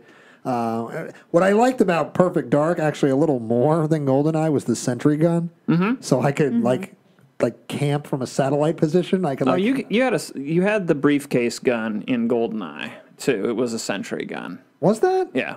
I guess I just didn't pick that weapon up enough to Oh, use we it. set so many traps with that stupid thing. I just like the sentry gun because if you threw it up high on the wall, like nobody would notice it, and you would just like murk people coming around corners, and you're like, gotcha, stuff like that. So I loved those games. And then PlayStation 1, Brandi, favorite game. I probably love Crash Bandicoot, Spyro the Dragon. Tomb Raider. Tomb Raider, yep. This was yep, a tough yep. one for me. You go, Matt.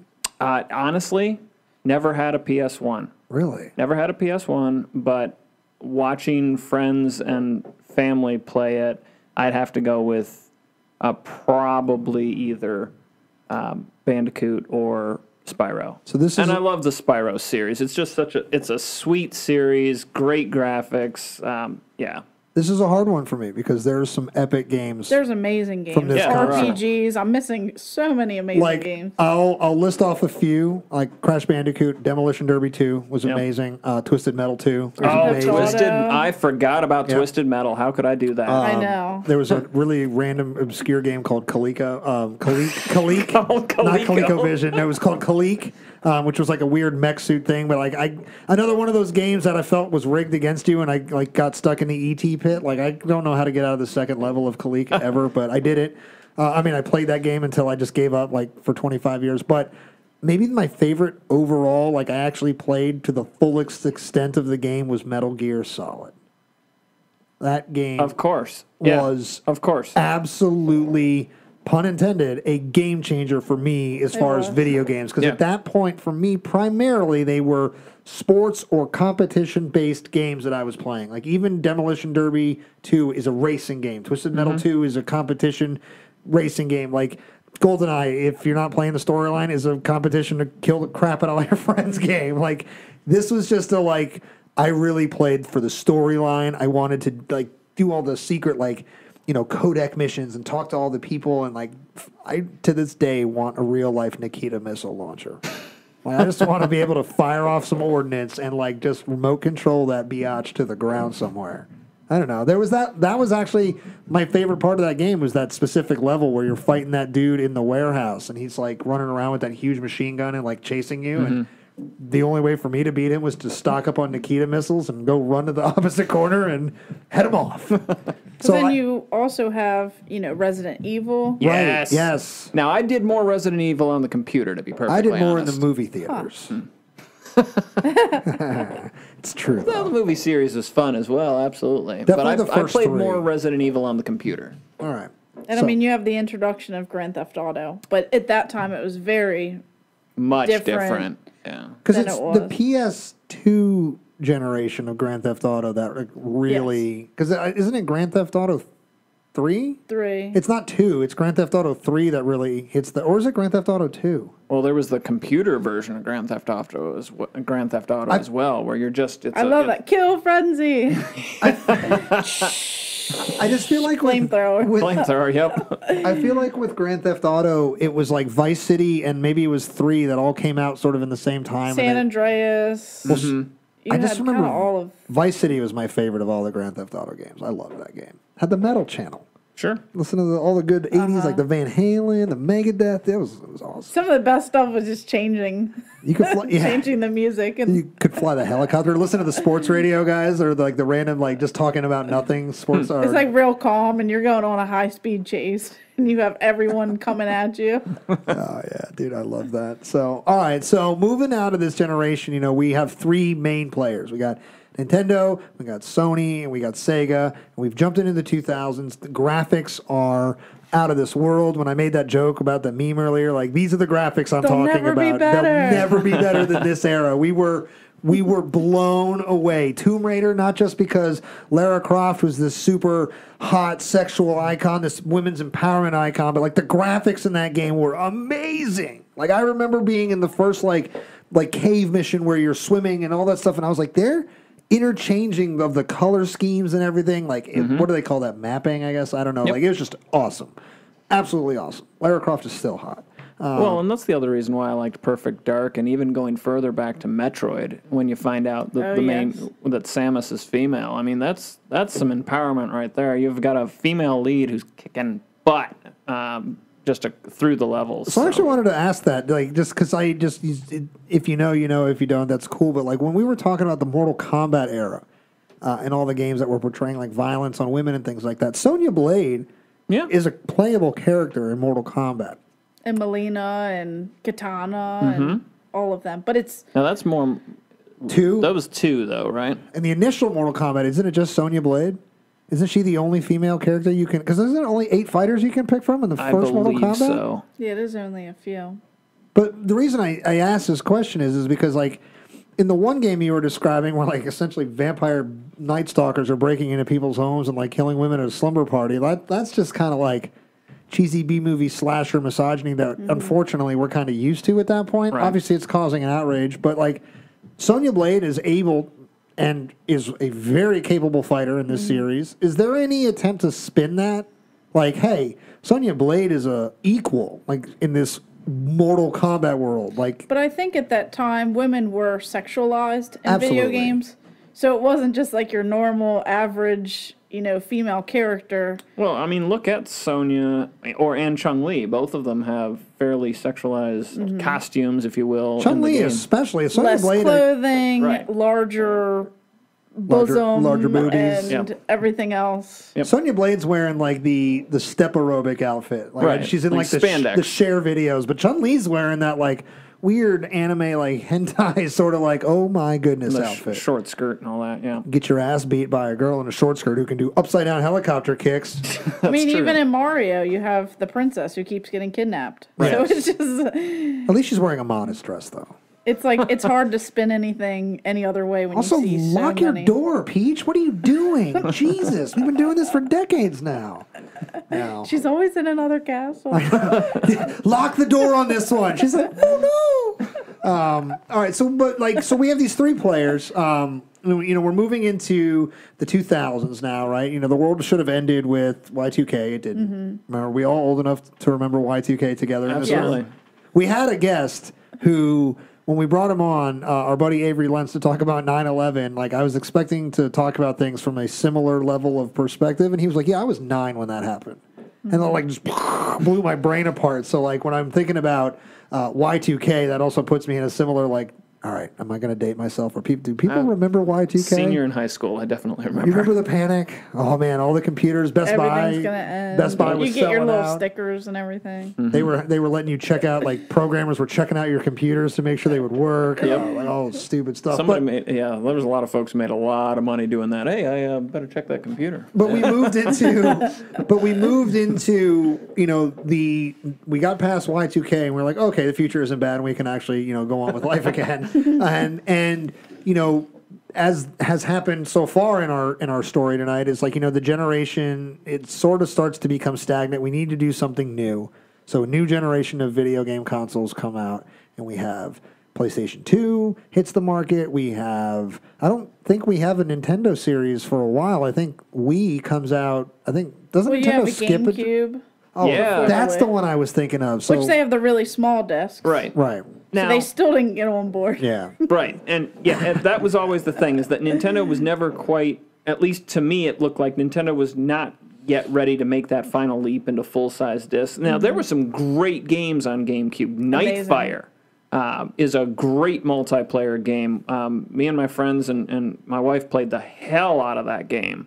And Probably one of my favorite James Bond games. Yeah, I think it had... The multiplayer, I love that. Never but you even could play heard it of on the Xbox, and you could play it on different cross-platform. Oh, see, that's cool. I didn't Play it know on that. PlayStation 2. So, all right, so I forgot GameCube. So GameCube is out, and we have PlayStation 2 is out simultaneously. PlayStation 2, March 2000. And Sega decides to do Dreamcast at this point, right? Is this when or is Dreamcast already out now? Does Sega get the double dip sort of in between generations with Saturn and then Dreamcast? Not sure when the Dreamcast actually came out, but I know when they left and they stopped. That was in 2001, so it's probably all around the same time. Yeah, it's probably contemporary to all this. So we have three literally at the turn of the century, but very shortly after the turn of the century in the 21st century, we have Exit Player 2. Sega's out. So now we're just sort of hanging around with Sony and Nintendo. But it doesn't stay that way for long, because right around this time... In November of 2001, you have Xbox. Bill Gates gets in the game. Wow, okay. So they join in. So that's probably a good time that, the Dreamcast pulled out. Yes. Because now you have the three top contenders. So you have Nintendo, you have PlayStation, Sony, and then you have, Microsoft for the Xbox.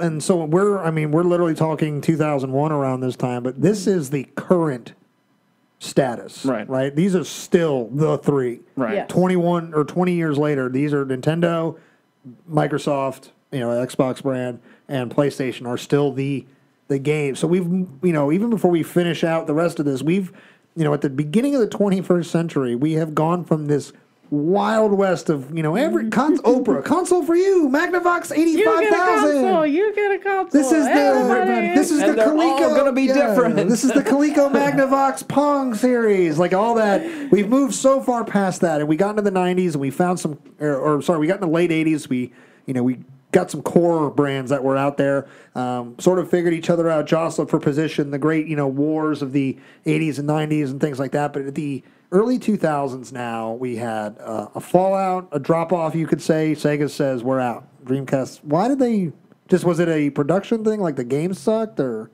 why did Sega decide to go more into the game development and programming world? I think they just couldn't keep up with the advanced systems and technology. Like every year they were coming out with different things, PlayStation 1 to PlayStation 2. It was just a lot of advancement that maybe they just couldn't keep up with. Because they don't go away from the industry. They just sort of like change what they're doing in the industry. And Dreamcast came out I did a quick look up, in 98. So Okay. you said That's it's done by 2001. Yes. So it has a real brief but hot period it's involved Crazy in. Taxi. Yes. Yeah. Oh man. See, another arcade game I love playing. I actually like I'd sitting in the love chair. to have one of those. If you get one, I'm going to live at your house. Okay. I'm literally just going to come. It's on my list. You're going to be like, who the F is this high score? I have one spot for it in the newly renovated garage that is almost finished. Are you still, like, I don't know, I say still like I knew. Were you, depending on the context you want to answer this, one of those super professional and mature gamers that when you get to set a high score and do your 3-letter initials, you pick something very studious, or are you like me who'd be like AS? Yeah. No, I usually put my initials. Or sometimes I panic and then I put AAA and I'm like, oh no. Yeah. The anxiety of, I didn't mean to. Yeah, no, I am definitely one of those guys that you'd be like, who is DIK? I'd be like, Or if it's like Carnival, the arcade game that's a light gun style game that they released on Halloween in like 1998, Midway. You can like actually draw with the gun and it looks like blood. So I draw my initials. That one's a really weird game, but they never ported it to consoles. We're going to enter this into evidence. She drew her name in blood. So I had to buy that arcade because that's cool. They never ported it to a console. Yeah, that's wild. That's cool. It is pretty like horror-esque that they have. The Police 911 game that was kind of like that later that they developed. I was so good at that game, man. Yeah, I also have a Virtual Cop 2 arcade machine. Virtual Cop. Wow, there's one I hadn't thought about in a while. And that one's 2-player with the light gun, just like Carnival. And then I have Crisis Zone. It's like Time Crisis with the foot pedal, the machine gun action. It's like... Blah, blah, blah. Does everyone at home play, or is it just you that plays? Anytime I randomly invite people over who like will buy duplicate items that I have, they always want to play one of the arcades. So then we just... several hours later. You're like, all right, well, now that business is concluded, let's be friends. And let me dominate you on the arcades here. And then they're like, this was fun. I don't want to leave. And I'm like, sorry. But you got to go. But you're like, GTFO. I just met you. Spend more money and then come back and we can hang out again. Sorry, business. So Sega moves into game development land. Bill Gates has entered the game. We have Microsoft version 1. I'm sorry, Xbox version 1. PlayStation 2, which from this era is my favorite. Again, continuing with some of the shoot 'em up games, but like Madden really on a PlayStation 2 was like from the year 2000, I think, to 2005 was like my bread and butter game. And we'll talk about that in a second. But SSX, the snowboarding game. It's tricky.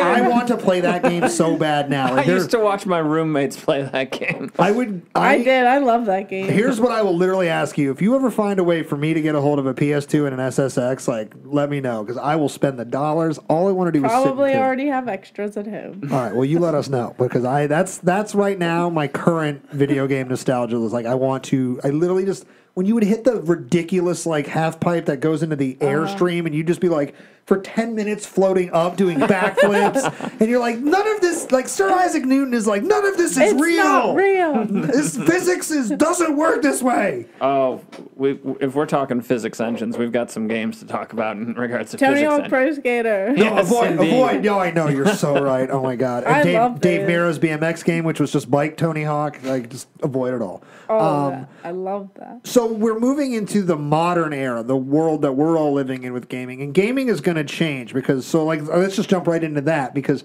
I played Madden for a bunch of years in the early 2000s. It was like my thing to do at the end of middle school and all through high school. When high school ended, I got some musical opportunities, so my life changed. I got into girls and guitars and like doing things that weren't just sitting in my bedroom. So I went out and I did the things, and I didn't play video games for many years. And when I came back to them, I realized a lot had changed. Like, for instance, I tried to come back to playing Madden, and I learned two things quickly. One, the games have evolved. You have to basically be a coach. Like, you have to know, like, defensive coverages and offensive reads. And I'm like, dude, I know that if you were the Steelers in Madden 95, they had the best kick returner in the game. And if you hit that one hole, 99-yard touchdown every time. Like, it was more like not knowing the game of football. And I know the game of football, but, like, not as a coach. Like, I'm the guy that can tell you if it was pass interference every Sunday on TV. That was totally pass interference. That was Bush League, bro. But, like, the game, it started to intimidate me because they'd be like, how do you want to position your defensive backs? And I'd be like, that's an option now? And then the players changed because they got, like... I get my ass kicked by a 10-year-old kid if I play today. He would just whoop me up and down the field. And he'd be like, what are you doing here, noob? That sounds like me on any sort of internet gaming. Yeah? Yeah. That's actually one of the big reasons why I never got into internet gaming on the consoles, because I just didn't enjoy being trounced by 10-year-olds in Oklahoma and 13-year-olds in Germany. You're adopted, Timmy. And then being told Just discouraging. Yeah. You know, you Just work all day, you told come how home, you bad want to they play, suck. but they're playing all day because Right. they have no work, and They're better than really you. good. Yeah. Yeah. So that online gaming, console, computer, doesn't matter. That's the thing. And then like we have games that, you know, come in the later years when we get into like PlayStation 3s and you know, the next generations like Xbox One and stuff, but like Call of Duty and like Modern Warfare, Soldier of Fortune, these games are starting to pop up.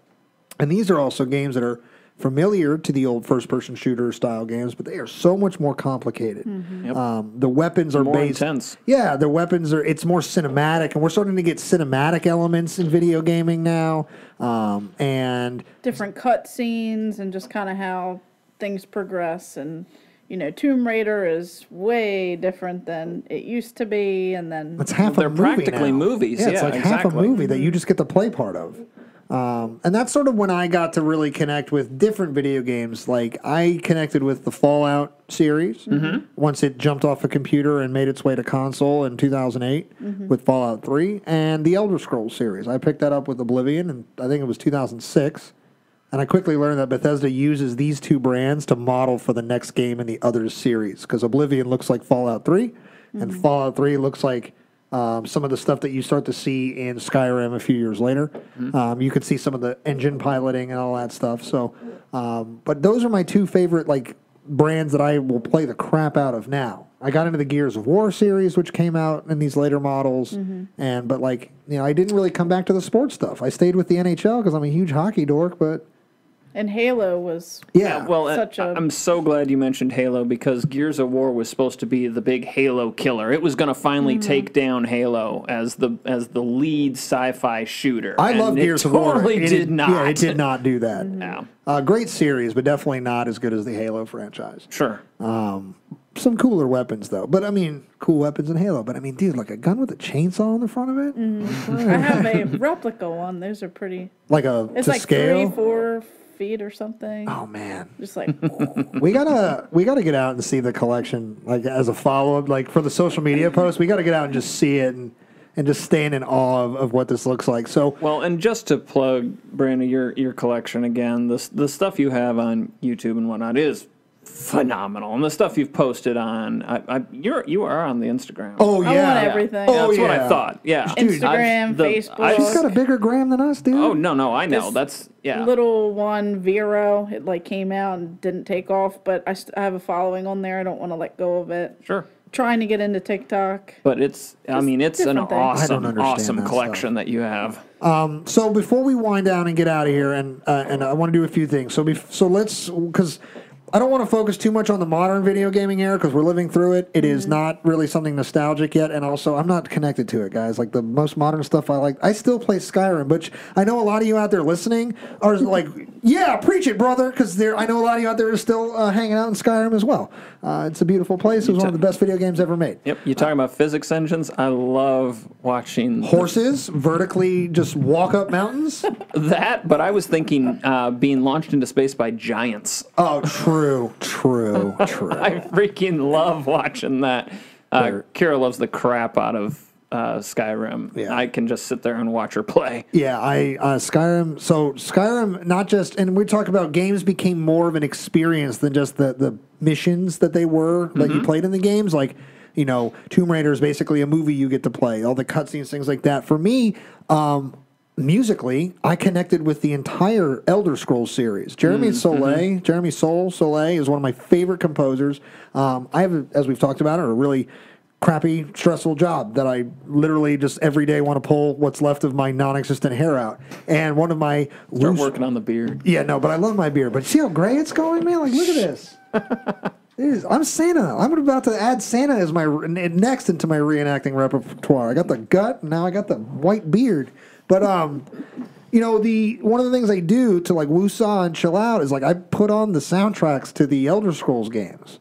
They're amazing, but like that's such an experience. Is like you get to notice that like video games are now being more mindful of to the background, like textures of sound, Yeah, things like absolutely. that, color patterns. Like, you know, I'm covered in tattoos, and I have a Skyrim tattoo of like one of my favorite flowers. Like they're visually stunning. They're like pieces of art in ways that we don't even think about now. Like they're like the Death Bell flower in Skyrim is one of the prettiest things I've seen on a video game screen in any capacity. Like the glowing purple and blue shades of it. Like that's the tattoo I have. But I was like, wow, like this is like art. I'm not just out here killing orcs and, stopping, civil wars between. First of all, we all play Skyrim here? We all play it? Matt, you played it or at least watched it? Yes. All right, I've Parker, played it before. Parker, but you can get in on this in a minute, but did you play it enough to play through any of the storyline? Not really. All right, so I've seen people play it though. So if I had to ask you, are you an Imperial or are you a Stormcloak? Would you know the answer to that question? Probably not. Okay, Matt, do you know the answer to that question? The answer to that question is Imperial. Okay, Parker, what's the answer to that question?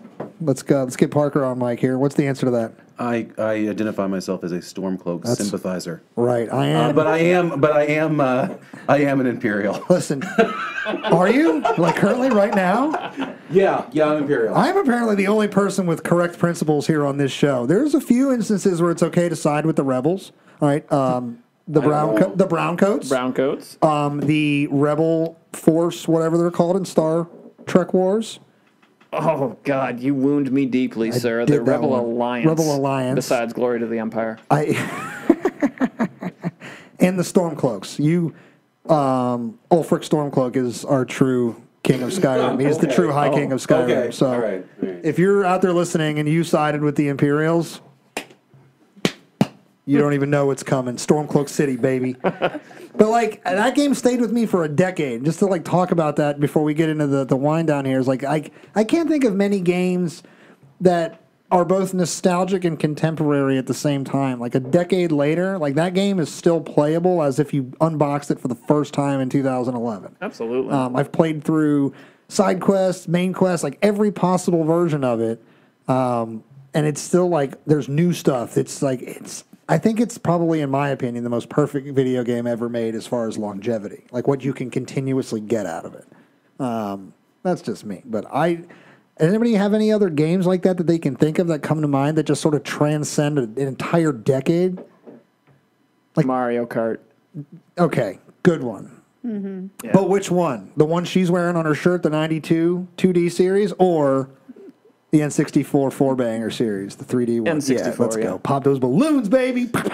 Yeah, I mean, you can still throw down with Mario Kart and have a good time. And they've made so many variations of it now. Favorite map in Mario Kart 64. Favorite battle map. Not racing map, favorite battle map. Ooh, I'm not sure I remember the battle maps too well. I played a lot of the battle maps, but I'm not sure I remember them. They had like a 4-level or a 2 or 3-level, like a colored one. Like you could have like the green tower, the red tower, the yellow, and then like they had bridges that connected them all. Yes, I remember that. That's was a good one. Jam. That was a good one. That was the best. Or it was like a fire pit one where you just drove in a big circle, but you could totally jack everybody out if you were battling on it. That was the best. So, but no Rainbow Road. Hated that. Yep. Except if you jumped with your car when you go down the big hill, you could fly. Yeah, guess who never could hit that? Oh, so Matt, you couldn't land the plane. No, is what you're saying? I could not. Matt's like, God damn it. I hated Rainbow And Road. Smash Brothers. Yeah. Yes. That's something that's been... Yes, there's another one that could stand the test of time. Yes. So those are probably three pretty good examples. I guess that Skyrim's just our current, mainstay that's just going to hang around until Bethesda figures out what they're doing. They're literally, like, the Elder Scrolls series are becoming the Tool albums of video gaming. Like, we're just not going to get one for a decade. Like, I don't understand it. So we'll leave you there, right? We'll leave you kind of around the 2010 era because that's kind of when Matt and I kind of tag out of the video game world. But obviously collecting is something that continues for you, both with contemporary games and historic nostalgic games. So tell us a little bit about how you interact with modern video gaming and how, as a collector, like, are you out there chasing down some of the stuff that's like mass available right now, or like to get ahead of what's going to become nostalgia when Call of Duty's 20 years old?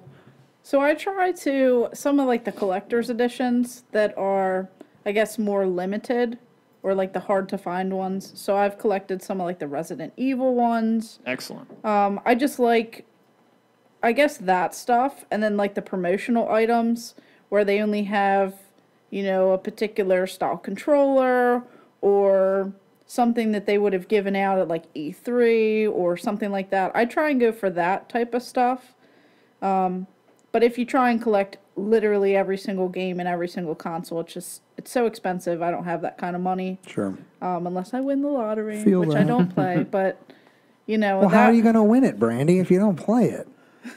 When it gets stupid high, you might as You got well to throw spend in money a to couple make of bucks. money, right? That's why I know, stupid right? sayings like that exist. No, I feel you. So I kind of battle between, you know, what I'm going to play now, what I may like stream on my channel, even though it's been a little while. I don't think I've actually done that in the new house, just because the game room is like never ending. I just keep buying big items, and I can't wait to get out there and see this. I know when pumped. everyone stops over too, I'm going to have all the neon signs on, the arcade machines, all the kiosks.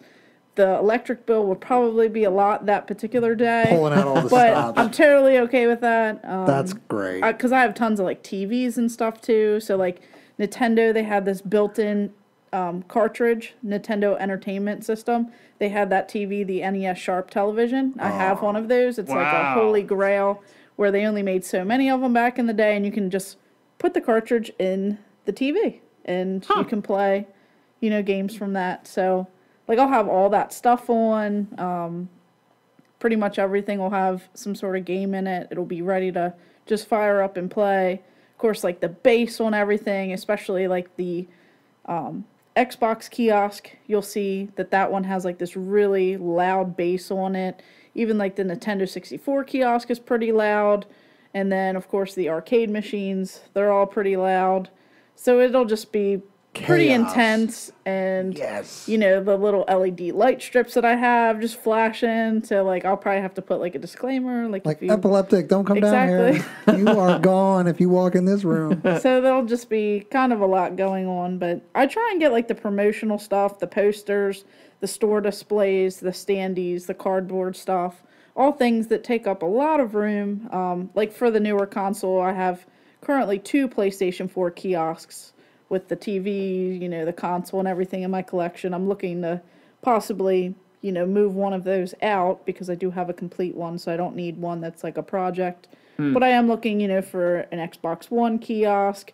I have a Switch kiosk, so that has like the TV and everything on it. I actually play a lot of the Switch games that way, where it's pretty cool to play on the kiosk. All right, so real quick, speaking of kiosks, just because I don't want to forget this question. So are the kiosks functional game systems that are pre-programmed to just only do 1 or 2 things, but can do the entire function of a PlayStation? Usually they're like demo units where you can only use particular demo discs, or they have things downloaded. I usually take the demo system out and put that aside if I have it. Some of them come without the demo unit, and I'll just put a regular system in it. Okay. But cool. Like the GameCube, you know, kiosk, it has a particular demo, you know, system in there that you can only use these very expensive demo discs. I have a demo disc, one of the particular ones, but to play it, you could really only play those 4 or so demos on it. But then like the Dreamcast, I don't have the demo units in it, so you could play Crazy Taxi, Marvel vs. Capcom.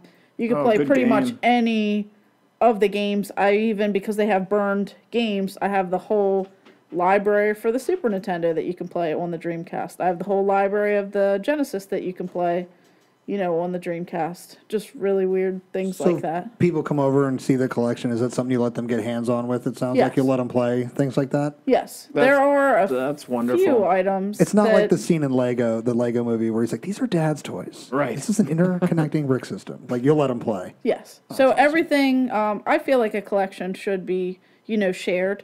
Obviously, there are some sealed games that I would prefer that people do not open, because then there goes like $15,000, $20,000. There are some high-ticket, you know, items that I would prefer people probably not touch, but I purposely put those up high on display. That's how the British Empire felt, that there was all these things from antiquity that should be shared in a collection that they held. And then just like upstairs, like I have a whole action figure room with the newer systems as well.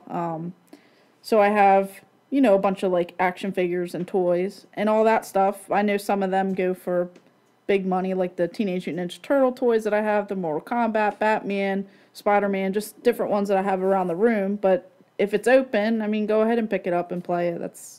I don't care if it's a $500 action figure. I mean, just play it, because yes, That's Love kind it. of how it's meant to be. Brandi- As long as nothing walks out the door. Right. Can I come okay. over and play? Like, I just like when you asked that as a little kid, come over and play. Like I just want to go over and play in your basement. You better go ask Danielle. No, of course. God, my wife will come play too. So that's awesome. So let's tell our listeners where they can find you and all your cool adventures with video game hunting and collecting and things like that. So where can they find you on social media? So pretty much I at least have an account for every single social media. So I try to do like cross posting. So usually weekly I post a YouTube video. Sometimes I throw in bonus videos depending on, life circumstances. But sometimes I will post pretty frequently.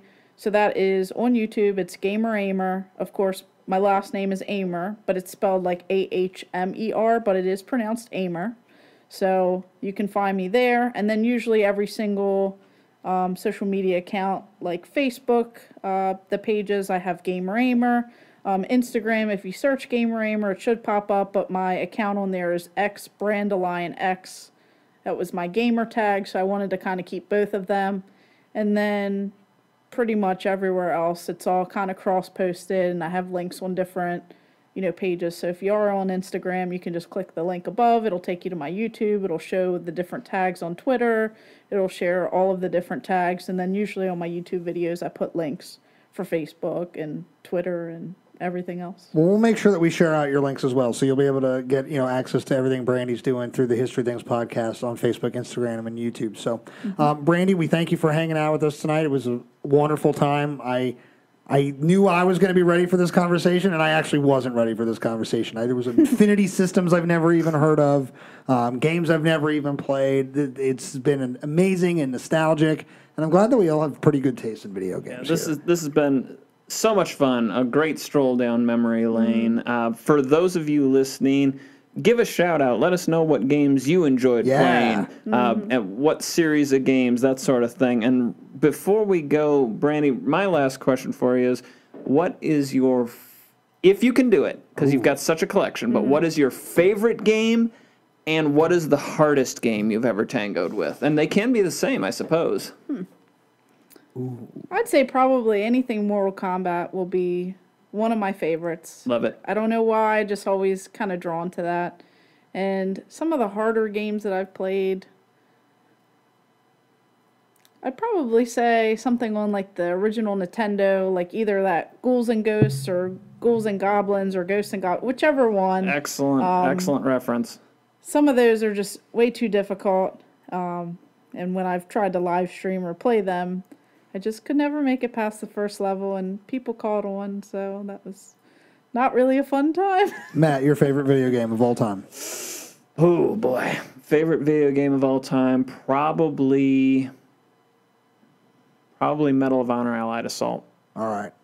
I've never had a game. I mean, it's a little older now, obviously, but I remember literally sitting in my seat, jerking to the left and right from incoming fire.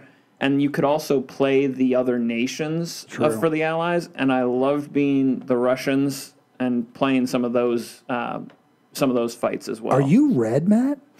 Is that what you just told me? I was okay during World War II. I was kidding. Actually, so before I actually straight up asked Parker what his favorite is and wind down, Matt, I wonder if I'm correct in my assumption that the most modern, most recent video game you might have played is the same one I have played. Probably Battlefield 1. Battlefield 1. Yeah. So is that a game you're super familiar with as a collector, or is that like one of those, like, it's too new, there's not a lot of, like, coolness of it out there yet? I've played it. I have it on a lot of different Not consoles. impressed by it? Historical shooters are probably my one big, other than sci-fi. Sometimes they just blend, for me, they blend together. I mean, I love all the Call of Duties. You know, it kind of is. But Call of Duty isn't real. Battlefield, you were at the Isonzo. Any of the infinity battles of the Isonzo. You know, you are Lawrence of Arabia. Actually, I don't think you're T.E. Lawrence. No, I think you play Lawrence. his partner out there or whatever, right? Yeah. So you play a fictional character. That's right. You play Major Forbes from Glory. Matt and I are big First World War guys. So, like, that's a game that we both loved a lot because the First World War doesn't get a lot of really good love, much less, like, well done. You know, like pop culture stuff. We get lately we've been getting some good movies. We're about to get a really good movie. like the British version of Hill 60. Right. I forget what that's called, but that looks amazing. But this was a really good visual. If you're a First World War geek like we are, like this was actually a really good looking video game. Like everything about the landscape, sort of the material culture, you could say, like the equipment and all that. Like it was really well done, and it allowed Matt and I to connect with something we were super nerdy about anyway. And it was it overshadowed a slightly earlier World War I game too, called Verdun. That it's a downloadable. Oh, you when I geeked with you about Battlefield, you did bring up Verdun, and I forgot to check that out. Yeah, I think it's a little harder, but that also just might be because I suck. Did John bring up Verdun, the video game, at all? I don't believe so. Like in 8 hours, you could forget a thing or two. That man gave us a wealth of knowledge. But I wonder if he's played Verdun. Probably. We gotta check it out. You got any cool cardboards stand-ups from the Battlefield 1? If you ever come across those, let us know, because we'll grab one of those and put one of those in the War Department studio here quick. I don't think I do. All right. Well, I wonder what that's going to be. Just a gas cloud. Jesus. The bowing chap. If you've watched 1917, it's a weird cardboard cutout. So, Brandi, thanks for hanging out with us here on the History Things podcast. We've had a blast. We're in the thick of the holiday seasons. Everybody's obviously bellies are all full from their Thanksgiving feasts yesterday. So if you are laid up on a couch going into a weekend recovering from your turkey, your tryptophan, coma nap that you took yesterday, and your 3 amazing borderline religious football games that we have now as a nation every Thanksgiving. Because remember, progress is important. Growing up, there were only 2 games. Now there are 3, and it's amazing. So with that in mind, we're going to get back to you in a few weeks with another new episode of the History Things podcast. In the meantime, catch up with all the ridiculous that we do on social media. You can follow us on Facebook, Instagram, and YouTube at the History Things podcast. You can follow Matt on his social medias at Matt Borders Books. You can follow me, same on Facebook, Instagram, and YouTube at the History Things podcast. Most importantly, the History Things podcast is sponsored by TR Historical, your one-stop shop for all your historical fan gear needs. Shop trhistorical.com. Use the promo code HistoryThings. How cool is that we still have a promo code, Matt? Yep, save 10%. Save 10%, guys. Use the promo code HistoryThings and get 10% off your next purchase. And make sure you tell Dave that Matt and Pat from the History Things podcast sent you. And make sure you write it in blood like Brandi did in the video games. No, but we love you all. Thank you all for stopping by and hanging out with us. Happy Thanksgiving. We will see you with our year-end review as far as the calendar year. That's what's coming up next. Our co-host galore over here, Matty B, is going to be taking the helm on that show. And then on January 1st, we're going to break up the post-holiday funk, the winter doldrums that are about to kick off. We're going to go down to the beach. We're going to go to the graveyard of the Atlantic. We're going to talk to the museum administrator down there, Josh Nonamaker, and he's going to take us through some of the topics that we've talked about already on this show in a way that might surprise you. We're going to talk about some new things, obviously the world wars that Matt and I like to discuss, pirates and all this other fun stuff. So stick around with us. But until then, guys, I'm your co-host, Pat McGuire. For my co-host, Matt Borders. For our guest, Brandi Ahmer. This is the History Things podcast saying, see you later! Have a good night!